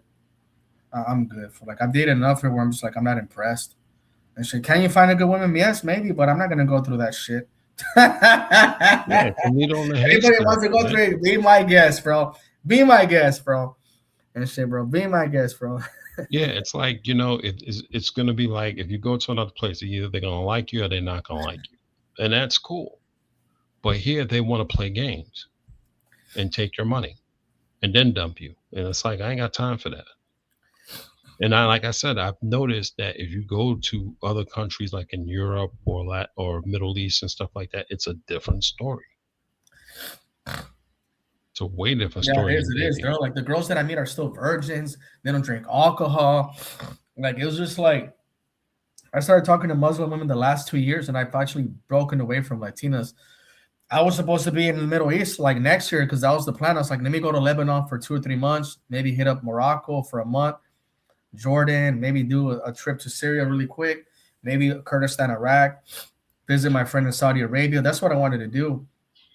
And you know, the war is going on, so I have to like cancel. So now I'm gonna do Asia now. But I met some super nice people in those parts of that in the world. Never personally, right? But like talking like on WhatsApp and stuff like that. But like super nice people, like super friendly. I met them on Tinder, like nice girls. They're not about that bullshit. For like they want to like when they talk to you. When a Muslim woman talks to you, bro, they're looking for a husband. They're looking to settle down. They're not about that bullshit. Like that's what I hate about Latina women, dude. Like they always tell you the same thing. That's why I don't believe anything what the women tell me because they're gonna tell you three things in Spanish. Ah, un hombre que sea destallista, que sea man, dude. Bullshit. Look at the guys that they have kids with, or the last three guys have had sex with. Always opposite of what they tell you, bro. Always the complete opposite, bro. Always. And you're looking at them, you're like, didn't you say you want a guy that's detailed, that treats you with respect and dignity, that has goals in life? I was like, this bum ass. Like, I knew one girl in Bogota that spoke good English, and like, she's having a kid with a bandido, getting married to him. And I told her, I was like, do you think that marriage is going to last? And she started coming after him, and like, what about you? And I'm like, bro, I'm not having a kid with a fucking thug person that's going to go to prison or is going to end up dead. I was like, but that's the thing, though. That girl is going to be a single mom. I could promise you that, bro. And whenever she does date a foreigner, because she probably will because she speaks good English, I was like, let me tell you something, bro. She's never going to tell that foreigner that her baby daddy is a fucking thug. She's never going to tell you that, you know, she was like, you know, having sex with guys that ain't shit. And to me, bro, if a girl's willing to give her vagina and get pregnant by a guy that ain't shit, that girl isn't shit either, bro. That tells you that character. That girl isn't That shit, tells bro. you her character. She's beautiful, bro. I wish I could show you her picture. She's a really good looking girl. I'll smash her. I'm not gonna sit here and act like an angel. I'll crack her, but I'm not gonna put a ring on her or take her to a steak dinner or none of that shit, bro. Or introduce her to my mom. Like hell no, and shit. Well, hell no. Yeah, I tell you, it's you guys think it's better overseas. It's really, in a sense, not unless you know how to go to a specific country. And some of y'all don't want to go to Europe because it's like, oh, it's expensive. You I just got think to I know how think to the, work your the, the, dollars. the mindset that Latina women are the best looking women. I don't think Latina women are the best looking ones. And shit, dude. You know where the best looking women? You think if anybody has Tinder right now, has Global Pass, go to Algeria right now. Go to Algeria City or go to Iran and go start swiping and tell me that those women don't match Latinas. Voluptuous, natural, big asses, big titties, beautiful faces, Algeria women, bro. And I know they're not gonna fuck with us because we're not Muslim, but the point is, I'm telling you, there's beautiful women in the Middle East, bro, that are natural, curvy, educated. They're getting their PhD. Almost all the Iranian women that I know make me like the only women that make me feel like shit are the Muslim women, dude. When I talk to a Latina, or Brazilian women, I don't think I'm better than them, but I don't feel like they're on my level in any way, shape, or form. But when I'm talking to a Muslim woman, I feel like they're better than me because they're more their character, their integrity. They don't fuck around. They're not whores. They go to school. They have goals in life. They're still Hmm. virgins. They're looking for a real husband.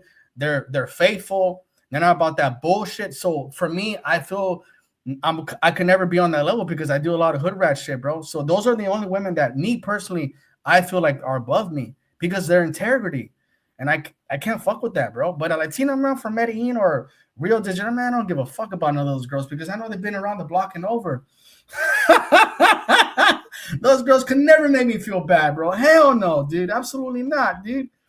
Dude, I tell you this. And then the problem is some of these guys don't even work on going into higher social circles. They just always they just go to these countries like Medellin, they go to Colombia and Brazil. And what do they get? Ghetto quiches in paradise. That's all they get. They don't. Algerians are racist as fuck. I don't know, like, so me personally, I can't speak for nobody's, but I talked to a few Algerian girls on Tinder. They've been super really nice to me, dog. Super nice to me, super sweet to me. They want me to convert to become a Muslim. Man, dude, like, oof, bro. It's tempting sometimes because you're looking at the pictures of these girls. They're so beautiful, bro. So, oof, I'm being thirsty right now, but I don't give a damn because those women are fine as hell in Nigeria, bro. Oh my god, bro, fine as hell, bro. And I'm looking at their bodies and I'm looking at their faces. I'm like, damn, dude. I was like, well, my mom forgive me if I was to convert. Like, I think at this point, if I do want to get married and I do want to have a family, I probably have to convert as a Muslim or date a Christian because there are Christian communities over there. Believe it or not, there's Christian communities in Syria and Jordan, Algeria, Morocco. And it's not easy, bro. You know, hell, there's even Palestinians that are Christians and shit, and they're super beautiful, man. And I think like if I was to get married, it would have to be from a woman from the Middle East. I can't be from Latin America. I can't do it no more. I've dated enough in Brazil, Colombia, Venezuelans, Dominicans, bro, Mexican. I'm good, bro. I'm so good. And shit, there are good women here, fool, but it's very rare that you meet them, bro. I'm so good, bro. I'm so good, dude. Yeah, I mean, I'll tell you, Palestinian, Lebanese women, oh my God, gorgeous. Straight gorgeous. And they're so nice. They're very, very nice people.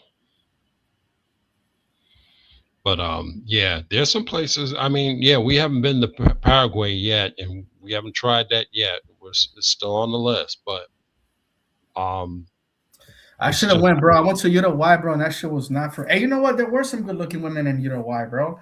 I saw some thick girls. I was surprised, bro. I saw a few curvy girls because when I was in Buenos Aires, I didn't see no curvy girls.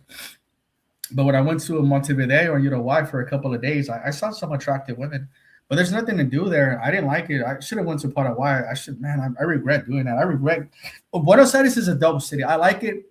The apartment that I had was really good, but the dating scene over there is not good. I talked to the locals. I asked the Uber drivers. Like one guy heard me talking English. He spoke English.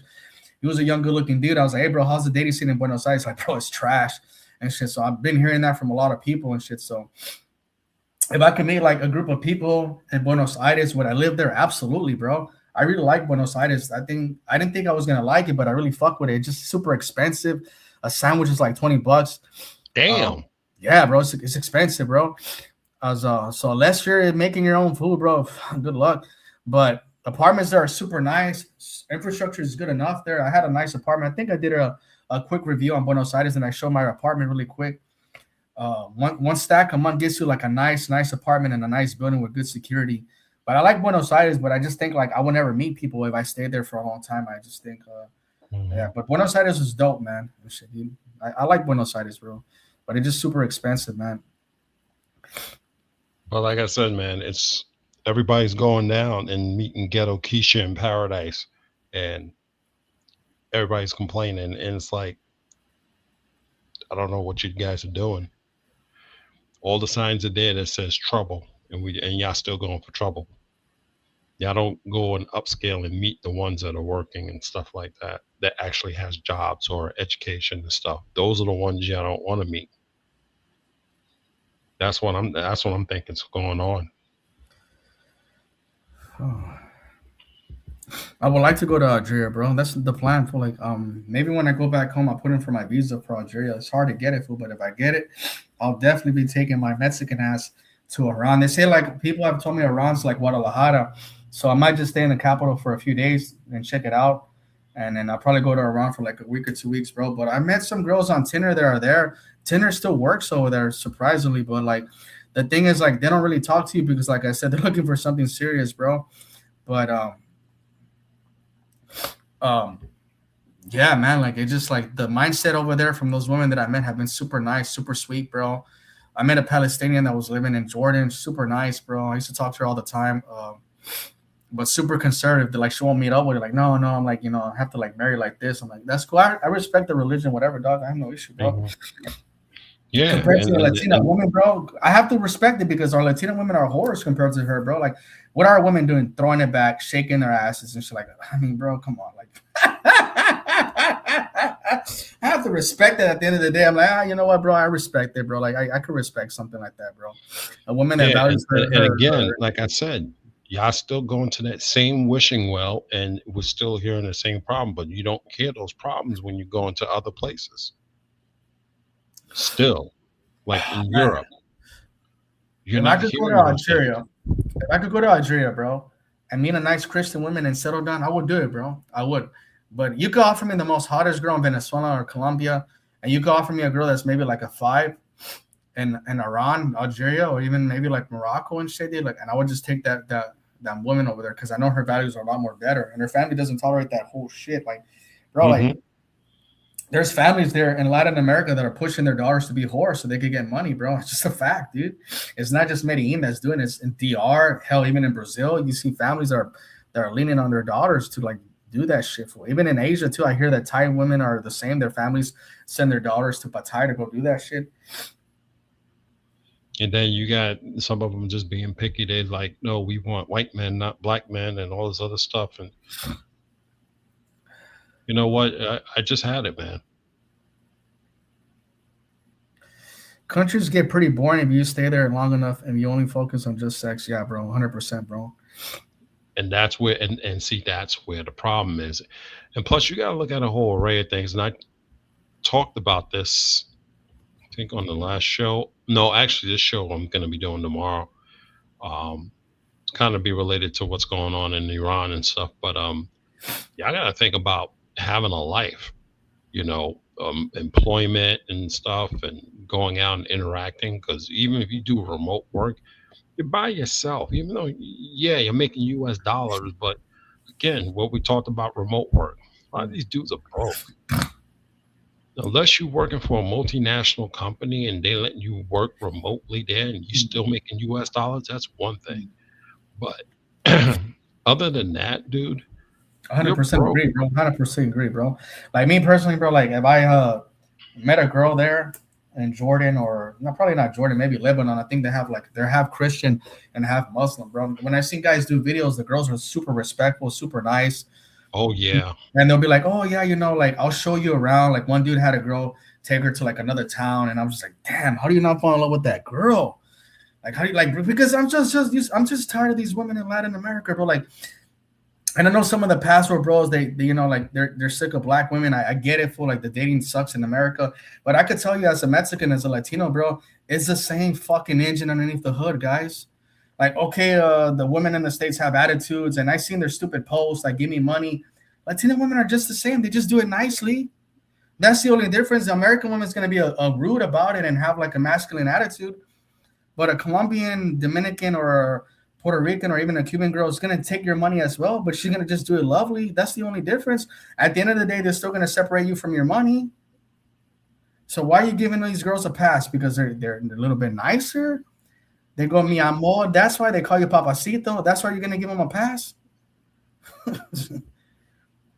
Yeah, it's like I'll tell you when I was in going to school in Israel, we had different students from different countries, the females. Like for Germany, the German girls, oh my God, sweethearts. I love them to death. They were gorgeous, beautiful, fit, but they know how to get they gave that love back. Mm. Mm. They gave that love back, and that's the difference. There's also like classism here in Latin America, bro. Honestly, like the guys that get the most women, dude, the top tier are the rich guys that are locals, and the second guys that are second place are also the white dudes, bro. I talked to a white guy that was from Holland last week, Florianopolis, and I was telling him, "Hey, bro, so what's up with the women here? I know who they are and shit." But he's like, "Bro, everywhere I go, they're all over me. Every week I could get a new girl and shit, bro." So I'm telling you right now, bro, like white guys are the ones that are actually fantasized about here in Latin America, not Latinos, not blacks, not Asians. And actually, Asians would have to be second place. I personally seen a couple of girls from Latin America on my WhatsApp post pictures of Asian guys, bro. A lot of the Latina girls now are watching like Korean, what do you call it, soap operas, right? That's what you say, right? And Hmm. so they're fantasizing about the Asian guys, bro. So I seen a few Dominican, Venezuelan, and Colombian women post Asian guys and shit, dude. And so that's another thing too. If you're a Korean guy or whatever, fool, you could probably get some play in Latin America. But for us regular dudes, we're shit out of luck, bro. But anyway, salute to my best life in Paraguay, bro. My bad. I should have went to your country instead of going to Buenos Aires and Uruguay, bro. They didn't have the best of times, whatever. Bro, I told you, bro. I told Nah, you. whatever, dude. I got two countries off the checkbox, so I'll go back to Buenos Aires. But you know why? I'm good. I'll never go back there again. So, No, no, it's all good. Next time, man. Next time. Yeah. But man, so you gave up? You gave up on you're giving up on Latin America? yeah, bro. I'm not doing that shit here. Maybe like if I meet a girl here from Manaus or something like that, but I don't got the time for that. I found like the women that I like more are like really like actually Iranian women. I find them the more that I link with, bro. Super nice, bro. I had a girl from Iran like draw like a picture for my birthday. She drew me and then she drew herself and stuff like that. Like, bro, man, dude, just the shit that I get from Latinas compared to Muslim women is day and night difference, bro. I have a girl singing to me on the guitar. I have another girl drawing a picture for my birthday. Just the most simplest shit. You don't get that from Latin. Man, I don't care. You could fly a girl from Dominican Republic and spend 2 or 3 racks on her. She won't do shit once she goes back to her home country. Like they don't value us in Latin America. That's my opinion. I wouldn't give up too quick, but no, I feel you though on Middle Eastern though for sure, bro. I mean, they're beautiful as hell. They're traditional out there. I don't think I would do well with their culture. Not that it's bad or anything, but like you were saying, you kind of be in, right? Mm. Yeah, I think. Like Muslim, right? Like to Yeah, really no, get ahead. I think Iranians are. I think the one country that's in the Middle East that's open to dating like people outside of the religion has to be Iran. Believe it or not, I know that the media says all this bullshit that they hate us. That's not true. Like Iranians actually love Americans, bro. Like when you talk to them, they're like super excited to talk to you, super friendly. You can have great conversations with them. And yeah, man, I love them to death, dude. If I could keep it real, dude. But I don't get excited talking to a Colombian girl anymore. I don't care if she's attractive. I just know at the end of the day what I'm gonna get. Sex and that's it, bro. So I mean, I'm not gonna get intelligent conversations talking about life, talking about like, how we can make ourselves better in this world. Like, nah, I feel you, man. It's frustrating to hear. I mean, it does get more degenerate every single year, man. Like the girls are more Instagram babies these days and shit, and like a lot of them are super entitled. It's not to the complete level of the America, but it's certainly been happening here for a minute, dude. So I get it. I get it. So even in Paraguay, it's been like that. Yeah, man. I mean, I've been coming here since 2012, and like it used to be so much better, dude. Before all these girls had fucking social media, like at best, it was just like some small Facebook thing. But then when Instagram started hitting, man, once Instagram started hitting, it's just changed. And then a lot of the girls, they grow up fast. They get pregnant or whatever in their 20s, and those girls are already in their 30s now. But now this new age of girls, like, yeah, a lot of them are Instagram babies, just like the states. So they'll have a lot of people in their DMs and stuff too. Which create some entitlement for them. It's not all, there's a lot of good girls though, especially here in Paraguay. But yeah, I know other places are pretty degenerate too. But Paraguay is not perfect, but I think it's one of probably the last places that's at least halfway decent though. How's the dating scene over there? Decent compared to the rest of Latin America? Yeah, I think so, man. Especially you speaking Spanish and stuff. Like a lot of people, a lot of girls really like that, you know. Yeah, Mexicans are pretty loved down here too, bro. Like like for real. Like my guy came, who's Mexicano, and his dad came and they hung out with me and my family here and stuff, bro. And they were loved, bro. And like Mexicans are super fun, you know, like are willing to dance and all this stuff. So like my family loves that stuff, you know. So yeah, I mean, yeah, bro. Yeah, you do well here. I think. It's just the more time here, the better. Obviously, I mean that's pretty much anywhere. But yeah, Yeah, the Muslims are kind of like, better for me. There's like this Muslim girl I saw on the social media like 2 weeks ago. She's married to a Colombian. I think she lives in Medellin, but she did like a video talking about why she loves Colombia. Man, the Colombians show their true ass, bro. Like, oh my God, bro. Like, Medellin is literally the Bible story of Samor Gomorrah, for where God had to destroy the town because it was so fucking evil. That's what Medellin is, bro. And these cocksuckers are in the comment section shitting on her after she said nice things about the country. They're like, Christ is king. I'm like, bro, what do you mean Christ is king, bro? None of you motherfuckers go to church. Y'all don't read the Bible. And all of a sudden you're coming after this poor Muslim girl in the comment section, like straight cowards, bro. Like, man, dude. Oh man, bro. Like, it was like nasty to watch, bro. I was like, man, this Muslim girl didn't do nothing. And I was like, bro, they're just like, I just think Colombians are just hateful people. There's a YouTuber that made like a really hard video about them, like on the title. It's like, Colombians are the most hateful people on this world. And I was like, damn. It didn't get a lot of views, but I was like, damn, this guy doesn't give a shit. But he really came after them, man. And so I'm just like, man, dude. But I just saw how they treated that Muslim girl like really bad, bro. After she said like how much she loves the country and saying positive things, bro. I'm sorry, but I don't respect that as a man. For like they're coming after a girl talking about Jesus is king, bro. You know what these dumbasses, these Colombian idiots don't realize? That Jesus Christ is mentioned over 70 fucking times in the Quran. He's seen as a prophet, but they're going the damn comments and talking that dumb shit, bro. That shit, dude. Yeah. yeah.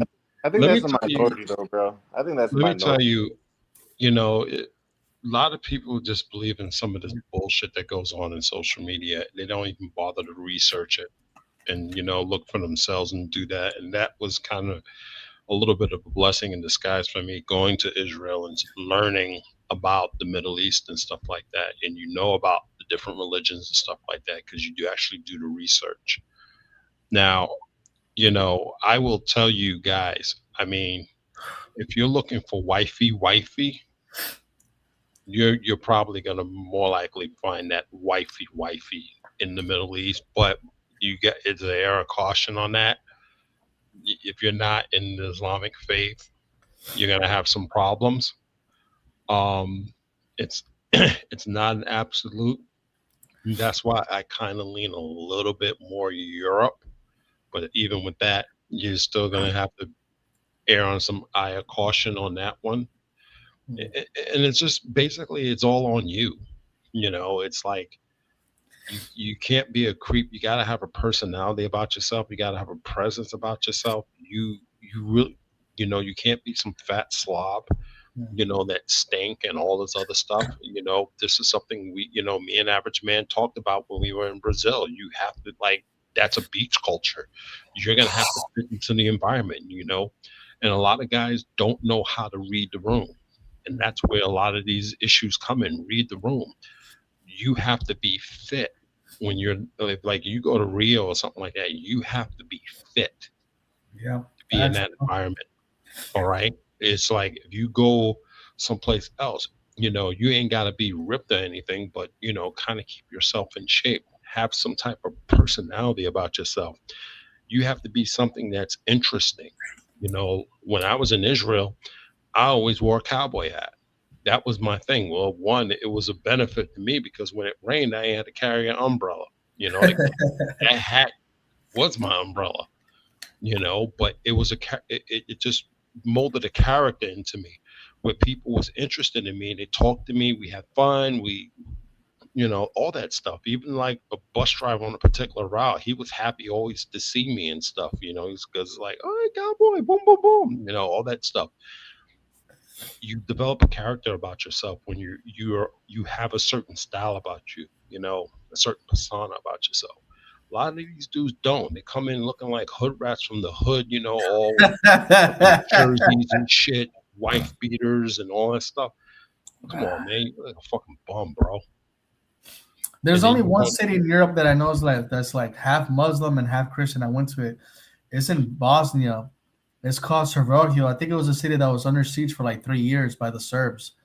And shit, dude. So I didn't like the city itself. I thought it was boring as hell. But it's half Muslim and half Christian. It's like the most mixed city. I think the guy was telling me there in the hemisphere.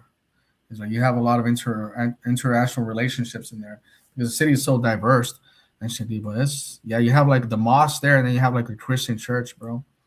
But that's like the only city in Europe that I know that's like that. So yeah, Bosnia. and that's something like I said. Some of these guys complaining, oh, they're not going after me. Well, take a look at your big stink ass. I look at some of these dudes that's getting deported. I'm looking at them. It's like these ain't buff dudes. These are fat fuckers. Yeah, bro. I had this conversation with another dude too. He was talking about women don't want him. I was like, bro, you're 45 something years old and you're overweight, bro. You're a big dude, bro. You don't work out. You just smoke weed. You eat like shit every day. You have to put your eyes in the eyes of a woman, dude. Women have eyes too, and because of the social media, they got a lot of options now. Women have a tremendous amount of options. Back then, it was the only guys that talked to them or the guys that went up to them. Now they got Instagram, Facebook, you name it, dating apps, whatever. But he don't understand. Like he doesn't want to hit the gym. Like, bro, well, as long as you keep being a fat slob and not working and just smoking weed all day for like, you're never gonna find a good woman. You're gonna be left out. And you want to find a woman, you're already like 40 something years old. Your clock is ticking, bro. Like really bad. Like they don't want. I have a subscriber that was like overweight. I met him in person. He used to come on my panel named Steven. He was about maybe 400 pounds. He lost about 200 pounds now. And shit, he never told me he was going to exercise. I just see him on Twitter, and it's like he lost about 200 pounds already. He like I don't recognize him anymore. It's like damn. When I met this dude, he was like bigger than Santa Claus, and now he's getting in shape. And pretty soon, given another 6 months, he's gonna have abs and all that shit, man. But if he could do it, anybody could do it, man. Yeah, You know, it's hard, man. it's And when not you easy get losing older, 200 pounds, man. Shit. and when you get older, it gets harder, man. I mean, for me, I mean, I'm trying and stuff like that. It's been some pluses and minuses during this weight loss journey. It's a bitch, bro. And I'm doing this with like back injuries and stuff like that. Dude, y'all gotta, y'all can't just come over here being fat and everything and, with no personality and all this other stuff. Some of these dudes are just, if you can't talk to a person, I mean, like I disagree with these people saying, oh, if you're lame in the States, you're gonna be lame overseas. It's not even about lame, it's about preference first and foremost. But the thing about it is if you can't have a conversation with someone, what the fuck, bro? What are you gonna do overseas? Especially when you don't even speak the language. How you, Shit, real. yeah, it's like these dudes legit. I mean, Floyd as well, bro. Who knows what's going on with Floyd, bro? I don't even want to think about that shit. But everybody that like brought him on, they had him as a cheetah pet, like showing him off, and now everybody back. Oh, he's not my friend. I'm like, bro, come on.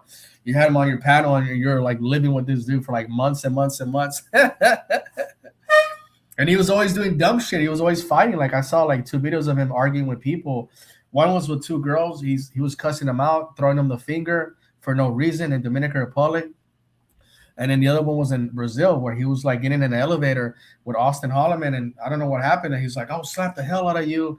So he's always been a crash out dummy. And so to me, it's just like, I don't know why people are so surprised that this happened. And then when he was fighting with that girl that was like the lesbian girl, remember? Mikash? Yeah. Mikash. It's and it's not even those type of dudes that are over there. It's the hood dudes that's ruining it. It's not even like a Floyd that's ruined the whole thing. It's the hood dudes. Oh yeah, because bro. they bring that persona Well, those are the guys overseas. that are getting sent back because they're going in groups with chains or neck tattoos and like. So I think now the immigration is kind of like on it now. They're like, all right, Yeah, they're on it, because bro. they developed a profile. They profiling these dudes in the airport.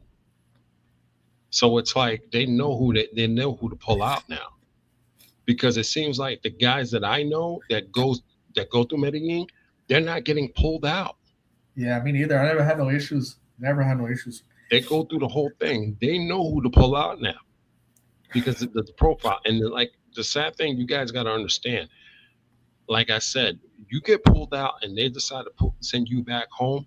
You don't know what they put on those deportation orders and send it back. And that thing is sent back to Homeland Security, and that thing is sent to another agency nobody really talks about or know that has to deal with your passport. So traveling, you're gonna kind of get starting to get flagged when you go through security at some of these airports overseas. So these dudes traveling, they may have some issues going through different places now. Hmm. That's the thing about when you get deported. There's a record somewhere of why you got deported, and there's a reason why there's there. That's why you got to be super careful when you get deported. I know who was it? What's his name? Redbeard was in Paraguay. He didn't like it. But then again, he was in Guadalajara. Does suck for dating though. I'm not gonna sit here and lie, but it's still a great city though. And shit, but I guess like he feels like he needs to shit on the city just because he doesn't get no dates. I've been in many countries where I don't have no dates, and I'm still having a good time, you know. So I mean, I Yeah, think let me give you a quick story. I had a classmate. She was coming back from England to Israel. She had to stop in Russia. When she got to Russia, they pulled her out, and they asked her like a ton of questions. Why, I don't know. This girl's from India. So they were just asking questions, asking questions. Then they decided to let her go. So she got on her connecting flight heading back to Israel. When she got to Israel, I don't know what Russia put in their freaking in their whatchamacallit, but she got flagged for some reason. When she got to Israel, they pulled her to the side and they said, okay, you're not allowed to come in the country, so we're gonna have to deport you.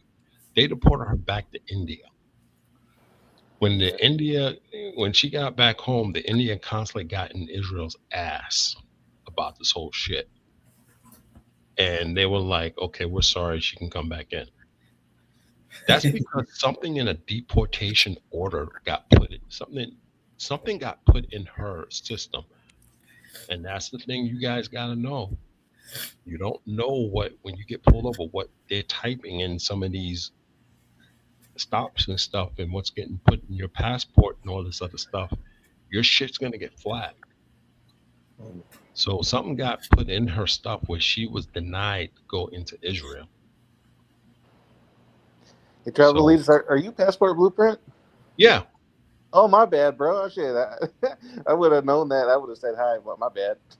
yeah. I just rebranded the channel. Oh, okay, okay, okay. Yeah, I was like, yeah, you sound exactly like him. Okay, okay.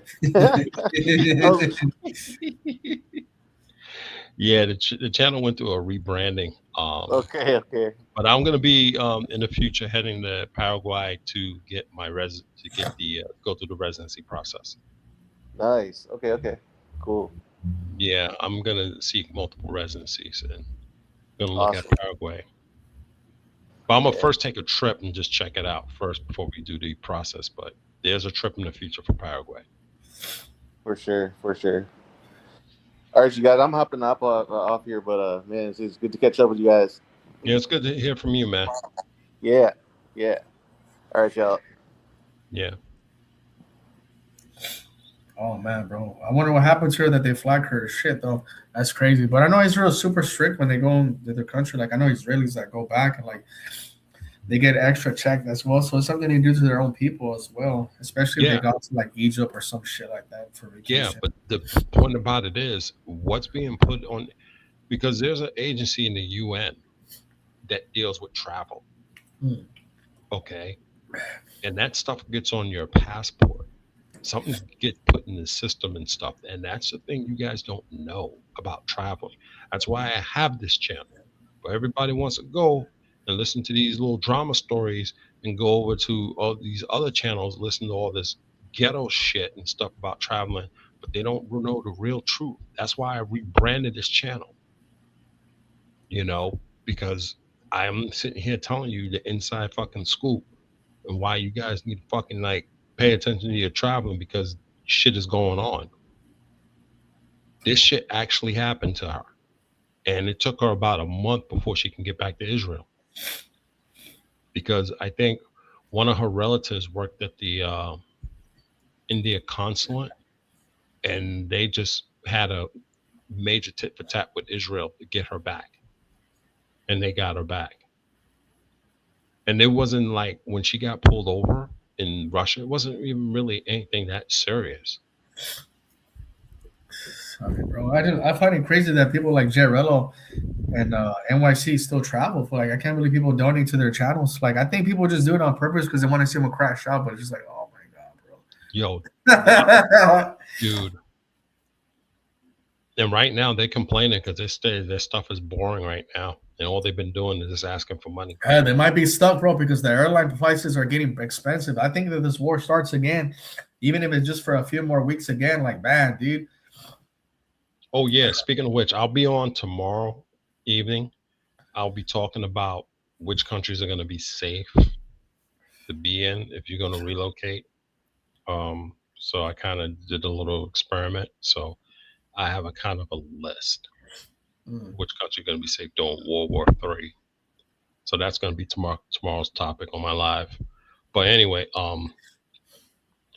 these people are getting stuck, and Spirit is not the only one that's going to be on the chopping block, because I heard JetBlue is going to be next. I'm hearing a couple of carriers overseas are on the chopping block. Someone's saying Ryanair is going to be another one. Yeah. I'm even hearing that some of the flights from smaller airports to the major hubs in the United States, they're shutting down. Yeah, I'm pretty sure that's going to happen. Yeah, they have to save money on cost and operations, man.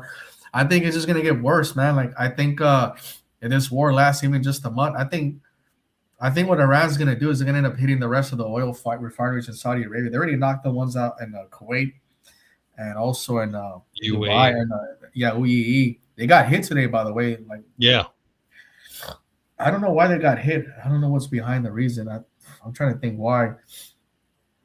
Yeah, and this I'll explain it tomorrow how I came up with these countries, and it's gonna make sense because I'm gonna tell y'all thinking about moving down to Colombia and all these places and living like paradise and king. Or even Dubai, because Dubai is not safe anymore.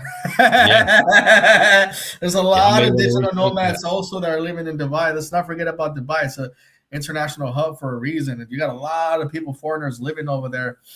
And I'm like, bro, those people are about, I think it's pretty much, some of them have already left and not, but yeah, people. When I'm Iran, bro, I hit Dubai hard, bro. I throw some missiles in their city just to make the people that are there just leave, so I could kill their money as well, because they're gonna depend on tourism. If you knock out their oil refineries, the second income that they have is tourism. So you want to hurt them by knocking off like some of their buildings. If you could do that, make the people that live there feel unsafe, and they start hopping a jet out of there, bro, then you're gonna knock off their second incomes, tourism and their oil money. So. Dude, that's what you gotta do. If they hit the desalination plants, that's over for the Middle East. Yeah, and I think it's gonna happen because I think in Trump, they have 3 aircraft carriers over there right now. And if they hit the nuclear reactor or whatever, and they hit their energy sources, bro, they're gonna do the same thing for all the. They're just gonna hit the desalination plants, and that's it. It's it, bro. They have no water there, bro. And it's gonna be summer over there. Oh. God. You might see the Arab Spring, like what happened in 2012, 2011, how they got rid of a bunch of governments. The Arab Spring uprising, you're gonna see something like that over there as well. Yeah, Arab Spring 2.0, that's coming. Yes, bro. Let me tell you something, guys. Just because those governments are like pro-Zionist doesn't mean the population is pro-Zionist. I could promise you they're not. Pro-Zionism is hell no, bro. They're all getting bribed. And don't be surprised, the Arab Spring 2.0. It will hit the United States too. They're saying we're about to have a global recession and shit pretty soon. And this shit keeps up, man. And so this shit keeps up, man, even for a few more months, bro. Man, bro, whew, it's gonna be bad, bro. No more money for the chicas, I guess. Yeah, Sorry, baby, I lost my job at Amazon. shoot, they already cutting jobs as it is. Tell you straight up, man. I'm like I said, guys, is you got to make more sound decisions and stuff because a lot of these YouTubers are lying. I'm worried about this war, dude. Because anybody that's living abroad or likes to travel for, it's gonna be super expensive, almost impossible, bro. A plane ticket is gonna be like in the thousands now, bro. Like fuck that. At one point, I was doing research from Arizona to Mexico City. At one point, they had the tickets at 600 Hmm. round trip. When Man, it was all used I to be say, guys, crazy. just be ready, guys. Like, man, if you have any summer plans, just have a plan B of not being able to go to any places, dog. Like, maybe, man, I don't know what to say, dude. Like, I was looking at the flights from Texas to Puerto Rico, usually about 230 one way. Now it's like $400. They went up like almost $200. I'm like, shit.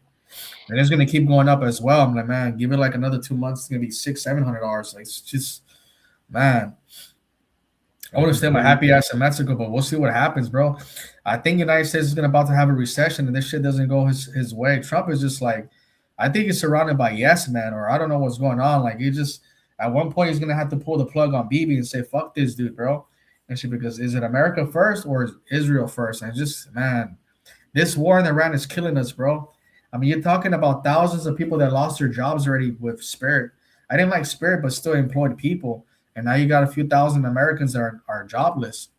I We're mean, getting that's jobless every day, and that's how it's like. How do these people can afford to fucking fund like people like Rello and fucking NYC the Future to go overseas I and wouldn't be get surprised if those guys get stuck over there in Asia. Don't be surprised if this war goes hard and all of a sudden they don't got money to come back. I'm gonna be laughing my ass off, bro. dude? Hey, And there's Americans that end up homeless. I saw an American last time in Medellin. I personally saw him, and he was homeless. And shit, well, there's people that end up homeless overseas sometimes, and I wouldn't be surprised if Jay Rilla ends up homeless, dog. It's not even. I don't wish that upon anybody, but I wouldn't be surprised because if he doesn't have no money, where the fuck is he gonna stay at? that's what we tell you guys. If you ain't got a fucking credit card or some shit, some extra funds when you go overseas, you don't need to be traveling overseas. And that's what these dudes do. They freaking beg and they think they can get by. But right now, they're in a situation where, yeah, this shit can be like, I don't even know they even book a return flight because everybody think, yeah, if you get the one ways, it's cheaper and stuff. I don't play that, man. I get the round trips, man. The round trips. We'll Dude. see, man. It's just gonna take time, but I feel like hopefully they can make a deal. I think Israel, they're not letting America make that deal. I think they're pulling the strings, telling There them is what no they deal want. to be made because right now it's pretty much this. Iran control the straits. If you freaking bomb us, we The got China and Russia giving us tools. You're gonna get screwed up. So right now, they don't even right now. The United States is running out of munitions, bro. Did you hear that there Trump told like the satellite companies not to show like the destruction of the bases, and CNN like showed it anyways. I saw a video CNN posted yesterday, like those bases are wrecked, like destroyed, man. Like all One the of them, buildings, all the radars, one like of them bro, years ago, wrecked, bro. bro. One of them, I was in that like Camp Buring. I went there before I went to my base in Iraq, man. I remember Dude, Buring. that place, that those bases are Buring was huge. unlivable now, bro. They're wrecked, bro. Like all the infrastructure there has been destroyed. And it's like, how are you gonna rebuild? Like, I think the Gulf states now feel like America can't protect them. I mean, you got Japan that's pissed off. South Korea is suffering. I think Egypt right now is having blackouts at a certain time. They're having like to save electricity. And so, bro, like I just think at one point, if Egypt or Turkey get involved militarily, bro, it's over. Like it's gonna just get super fucking ugly. And shit. I think the IDF is on the verge of collapse. I'm seeing the videos of them get wrecked. I saw a video of a guy in a bulldozer. He got hit by a drone, and I have a video of him like a week later with, or like a few weeks later, with fake legs. What do they call it? Prosthetic legs. And I was like, damn, dude, this dude lost his two legs for nothing for just destroying. The drones they're doing in Lebanon right now, dude, is Russian drones. They're undetectable. Bro, I'm watching the videos right now on the drones, bro. I saw a drone because I've been inside those as an infantry guy. I've been inside the I don't know if they use Abrahams there. No, not the Abrahams, the Bradleys. The Bradleys are the ones, the armored vehicles that hold like 6 guys. But I've been inside those vehicles, bro, and I saw like the drone going behind it. They some fucking genius had the idea of having the door open, the latch open, and the drone went inside. So I don't know who got hit, whatever, dude. But Well, you seen the there drone? ain't nobody survived that. Yeah, bro. I'm saying like it's a closed, tight space. So if a bomb goes in there, bro, like good luck. All I gotta say is that those drones, and not every drone has a camera on it, by the way.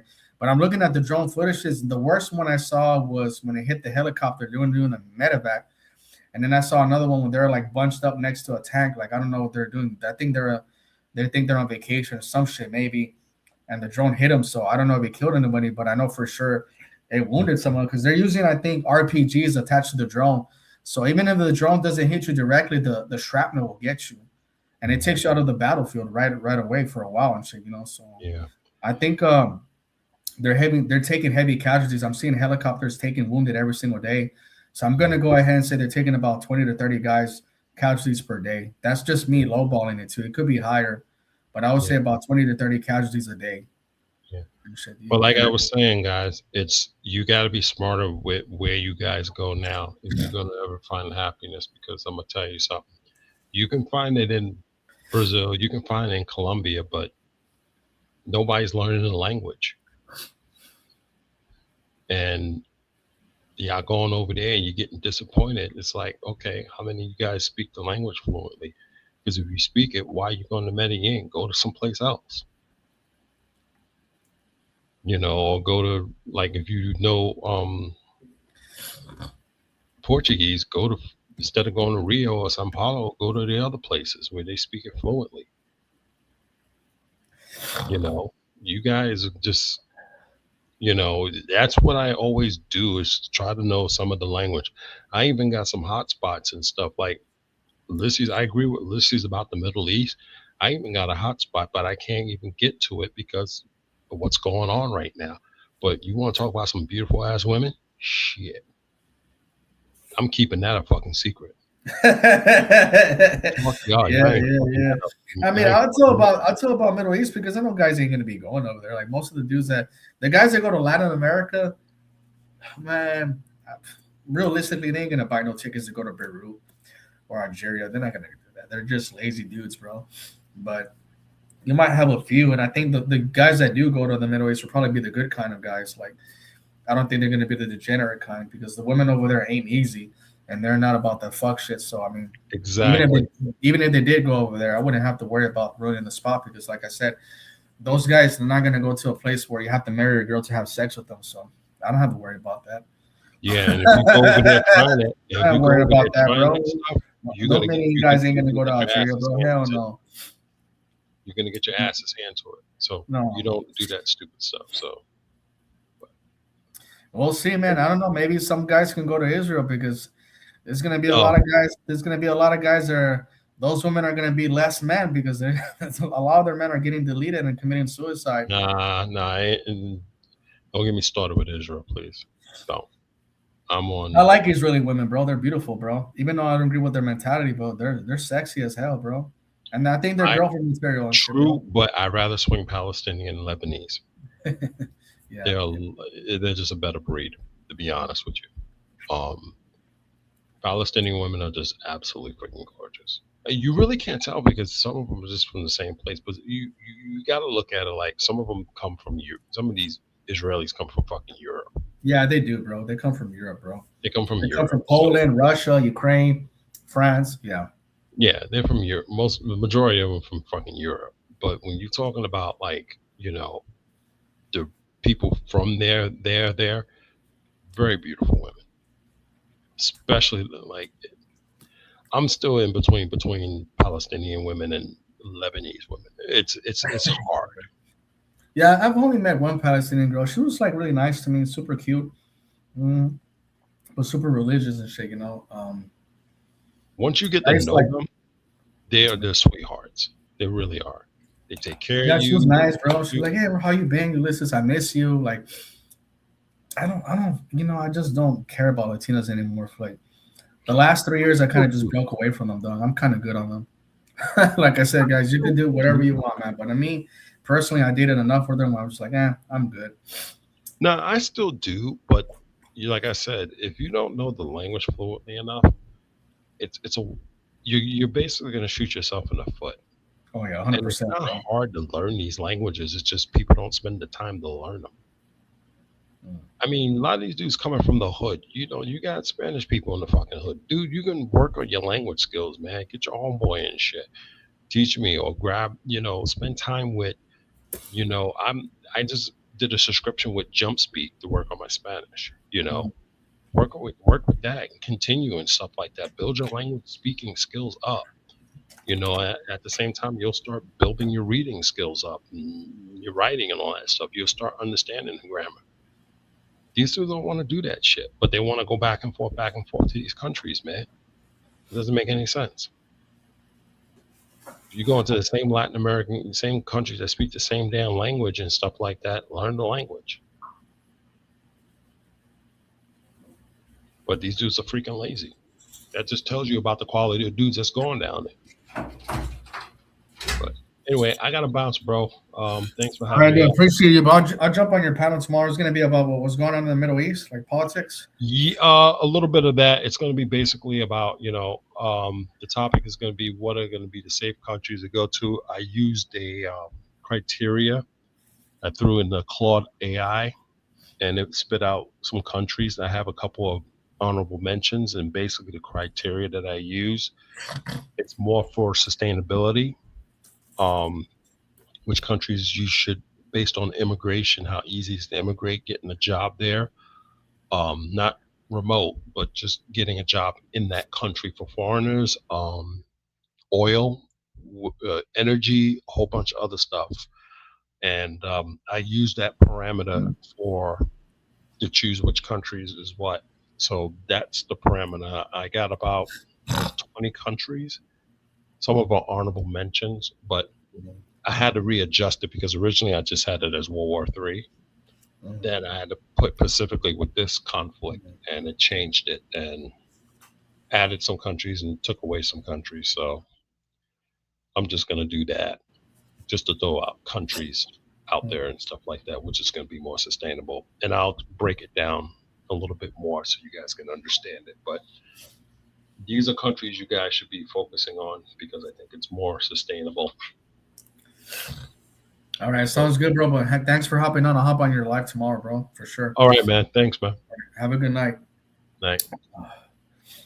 Man, what was I gonna say? So I think the World Cup starts in about 5 weeks from now. I got a game for Colombia. Is gonna play one game in Guadalajara. I got a ticket for that.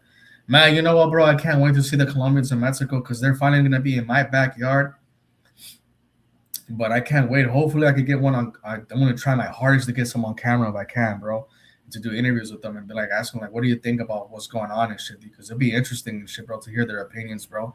But that's why I want to do this. This is gonna be my perfect opportunity because they're gonna be in my backyard. You feel me? So I'm not gonna be disrespectful or nothing like that, bro. But I want to tell them like, what the fuck is going on? What is going on with you motherfuckers? Like for real, dude. I can't wait to talk to them. Be like, hey, dude, like, what's up with this shit? Like in the airport, like, what's going on, bro? Like, so I'll be interested to get their perspective. I don't know if they're gonna keep it real. They lie so much, so they're probably gonna just send me some bullshit. But I am gonna put the camera on their face and ask them, like, so what's going on? Like, are you jealous that Americans are going over there taking y'all's women? Just shit like that. I want to like really like press them and shit, bro. And they're gonna be in my backyard now. So this is gonna be the only time I'm gonna be able to like interview Colombians and shit, bro. And hopefully a few of them get on camera and shit. So I'm gonna just I want to put it to them. I'm gonna talk about what's going on about the druggings. Like, how do you feel about the druggings? Like, how would you like it if Mexicans were drugging Colombians here? Like, just shit like that. I really do want to do that, man. And shit. This is gonna be my backyard, guys. My backyard. I wouldn't do that in their country, you know.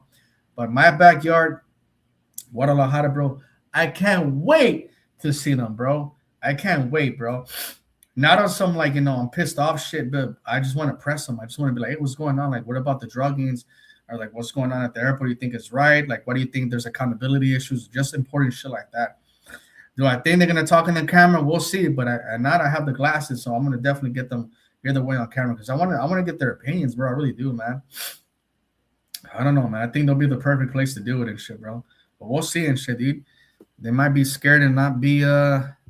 I got my ticket for Spain and Saudi Arabia. Oh, that has to be in the States. I know Spain is playing in Guadalajara as well. Guadalajara has like 4 games. I think it's like Korea or some shit. The second game is Mexico and some team, and then it's Colombia versus Congo. So I got Colombia versus Congo. I'm trying to get a ticket to Mexico City. I don't know if I'm gonna go to Mexico City first and not just go to Guadalajara. But if I could get like at least a ticket for Mexico, a game in Mexico City, I'd probably just go to Mexico City first and then go to JDL. I haven't been to Central America in 2 years. I only went to Panama. I might go this year. Like, I don't know. After the World Cup, I might get a ticket. I was thinking about going to maybe El Salvador or something like that, or Nicaragua or Honduras. I do want to hit up Central America and shit, But this is my last year in Latin America. Like, I'm kind of done with this. I'm not gonna be coming here for a minute. I want to do Asia now, bro. So that's the plan for next year. Work and save as much money. Want to go to the Philippines, Thailand, Vietnam, Bali, Indonesia, Japan. I might hit up Singapore. I don't know.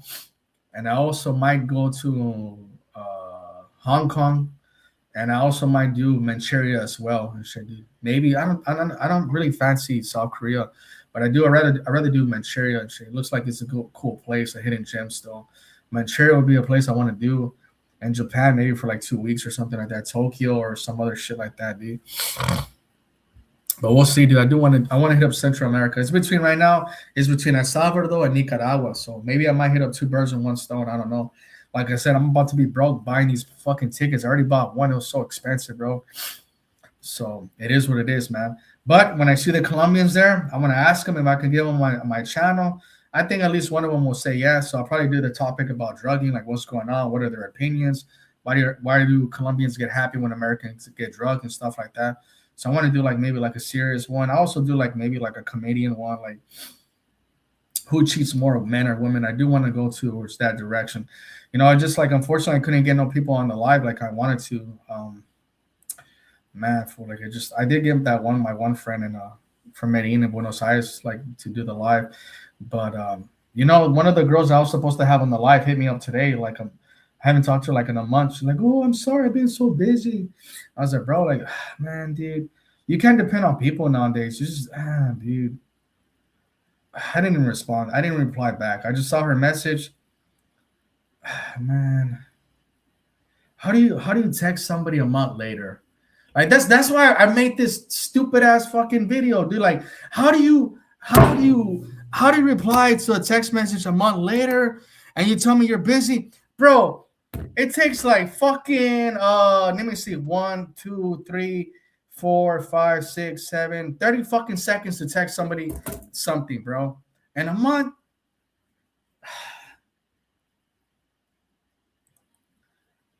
bro. Oh my God, bro. These fucking women in this Brazil and all over Latin America, they ain't shit, bro. I'm sorry to generalize all of them, but they ain't shit, bro. How do you text a guy a month later and have the audacity to tell him I was busy? Really, bro? You don't got 1 minute in your fucking life to text somebody back?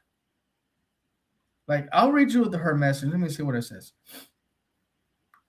Bro, I'm sorry for not replying. I haven't been able to keep up with the messages, especially in the last few days. I've been busy.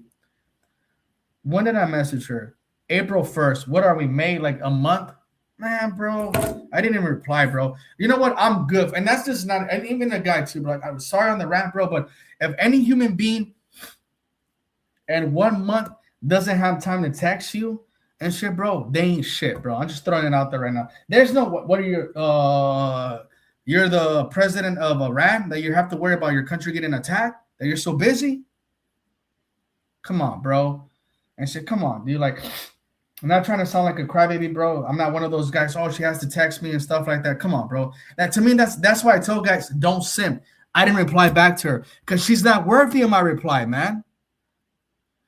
Why am I going to reply to a girl that took her a whole month to text me back? I'm good, bro. I'm fucking so good.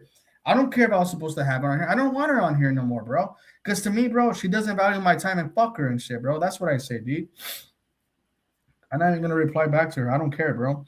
It is what it is. I wish her the best of luck of life, but I will never message that girl again, bro. Then when I posted that I was leaving Rio, she went, I didn't get to see you. I'm like, bro, I was here for like a whole month. She's like, oh, you never invited. I actually sent her.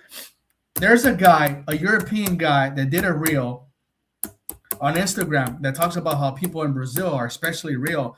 And they're like how people cancel at the last minute. That's what they do over here, especially the Cariocas. So I sent her that reel about 3 weeks ago. She lost her shit. Oh, you didn't even invite me to go out. Yes, I did, but you left my message on scene.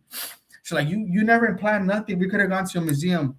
Why can't you message me? Why can't you be like, hey, Ulysses, I know that you're here. Let's go out somewhere. That's how Mexicans are. Mexicans show you love. They like you. But whatever, bro. Yeah, I don't know shit. It's like the title says, men are disposable. That's why, bro. 1 month to text me back and then to tell me some bullshit that I didn't invite her out when I did, and she couldn't invite me out. So what's up with that, bro? You see, most guys will kiss her ass because she's a good-looking girl. I don't give a damn, bro. I don't want to fuck her. Like, I'm not over here for that, bro. Like, I'm good, bro. I'm so good, bro. 1 month, bro. 1 month. And she told me that she was going to come on my panel and we're going to talk about safety because Rio is a dangerous city and stuff like that. I don't want to talk about dating with her, but I did want to talk about safety and stuff like that. And yeah, you know, that's what happens, bro. So me, it is what it is, bro. Like, to me, I just like, yeah, I don't like Cariocas for that same reason, bro. Like, and it's funny because in the comments of that guy's video, people were saying that the Cariocas are like that. And it's true, bro. They are, bro. They really are, bro. I had another girl. I had two girls tell me the same thing. One girl messaged me like 2 weeks later. Oh yeah, like when you come over here, we could go out. Let me, like, bro, you ghosted me. You told me we're gonna go out this weekend, and you never messaged me. You messaged me 2 weeks later. She's a very good-looking girl, by the way, very beautiful as well. And I'm just like, why am I gonna tell you when I'm back in Rio? Like, you don't even have. If a person doesn't have 2 minutes of their time to text you on their cell phone that they're busy, fuck that person, bro. I don't care how good looking she is, bro. I'm good. I could go to the swinger club and smash 5 girls. I'm so good. I'm so good. I'm so good. I am so good, bro. And then another girl to text me the same thing. When you're here in Rio, let me know, bro. I messaged you, what are you going to do this weekend? And you didn't even reply back. And now 2 weeks later, you're telling me to message you when I'm back? 3 girls. I'm so good. Now motherfuckers know why I go to the swinger clubs. I'm so good. I'm so good. I'm not doing this dating shit, bro. I'm not, bro. 1 month later, and then when you come back, hit me up, and oh yeah, I was busy. Like, nah, fuck out of here, bro. I go to the swinger club, get my nut off, and I'm good, bro. I'm not interested in your stupid ass fucking stories anyway, so I'm good, bro. I'm so good.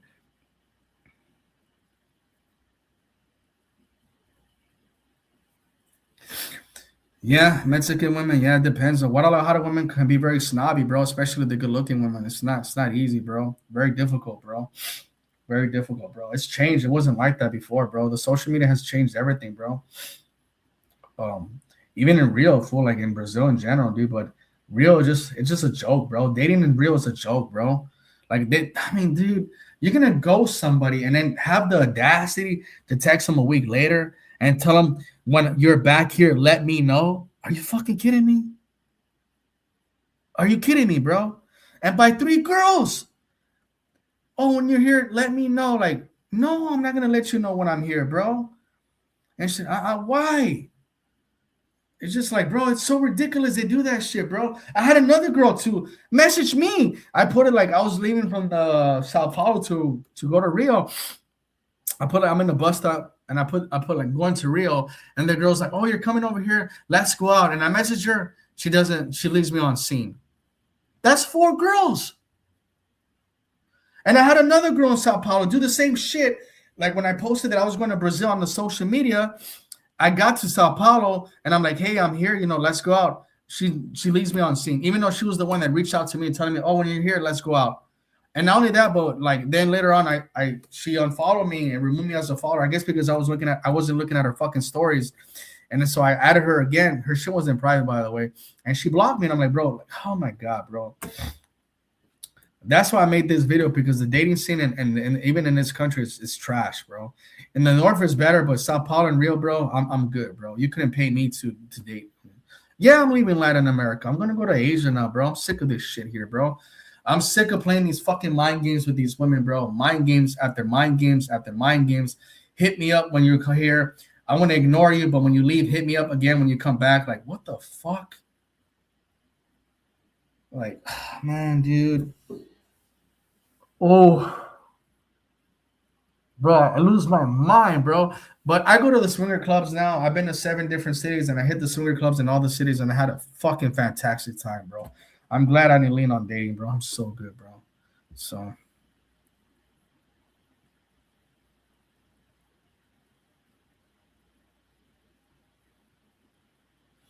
ghosting here sucks in Brazil. Yeah, bro. I think like in the north, I've never had that issue, bro. And even in the south, when I was like in Curitiba and shit, for like I feel like the people are a lot more better and shit, bro. But Rio and Sao Paulo are just a little horrible, guys. Like hell no, bro. Especially Sao Paulo. It's like any big city is hard to date, dude. But Sao Paulo, you couldn't pay me enough, bro. I'm good. Um, Rio, bro. Nah, it's just nah, bro. And then the other cities, bro, I haven't really dated in Brazil since I've been here. I don't know how. I'm gonna try this weekend when I go out finally. Uh, I'm gonna go to Bago as well. I'm gonna try for this whole month finally, bro. I'm gonna let go of the swinger scene. I'm gonna stop going every weekend. I'm gonna let's see if I can meet some normal women. Um, but yeah, I don't have any hopes, man. Do you have to do STDs for those swinger clubs? Nah, bro. You just use protection, bro. It's kind of their culture. No, they ghost everyone and fucking bad. Yeah, they do, bro. But you know what, bro? That's cool that they ghost you, bro. I don't have an issue with that. I don't take that personal. What I take personal is when they text you like a month later or 2 weeks later on that fuck shit asking you, oh, when you come back, let me know. Bro. Oh, it's hard to respect people that do that. I try to be nice, but it's just really hard for me to respect women that do that, bro. It's really, really, really, really difficult, bro, to respect somebody that blows you off and then 2 weeks later pretends that nothing happened. Like what? Like I mean, whatever, dog. I don't care for and shit. I haven't. This is the first time I've been to Brazil where I haven't gone on one date. By the way, last year I went out with like maybe like 7 girls and shit, like in 6 months, which is not really a lot.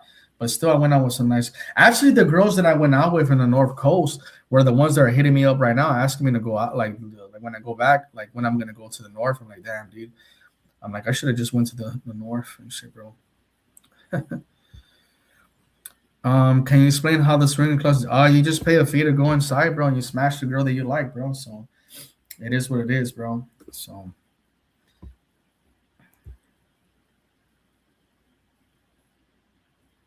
It happened to me in Sour. Oh, okay. I don't know for like when I was in the North Coast, I didn't date. I just met girls and then I would go out with them the next day or something like that. But I met a nice girl in Aracaju. She hit me up like a few weeks ago asking me if I was gonna go because she knows I'm in Brazil, but I was like, I don't know. And then I met a nice girl in Natal too as well. Um, Another girl too in Fortaleza, one of the bartenders, she was like asking me like if I go back, we're gonna go out and shit. Her friends are good looking as well. But like I'm not gonna be going to the North Coast. I ran out of time, man. So yeah, man.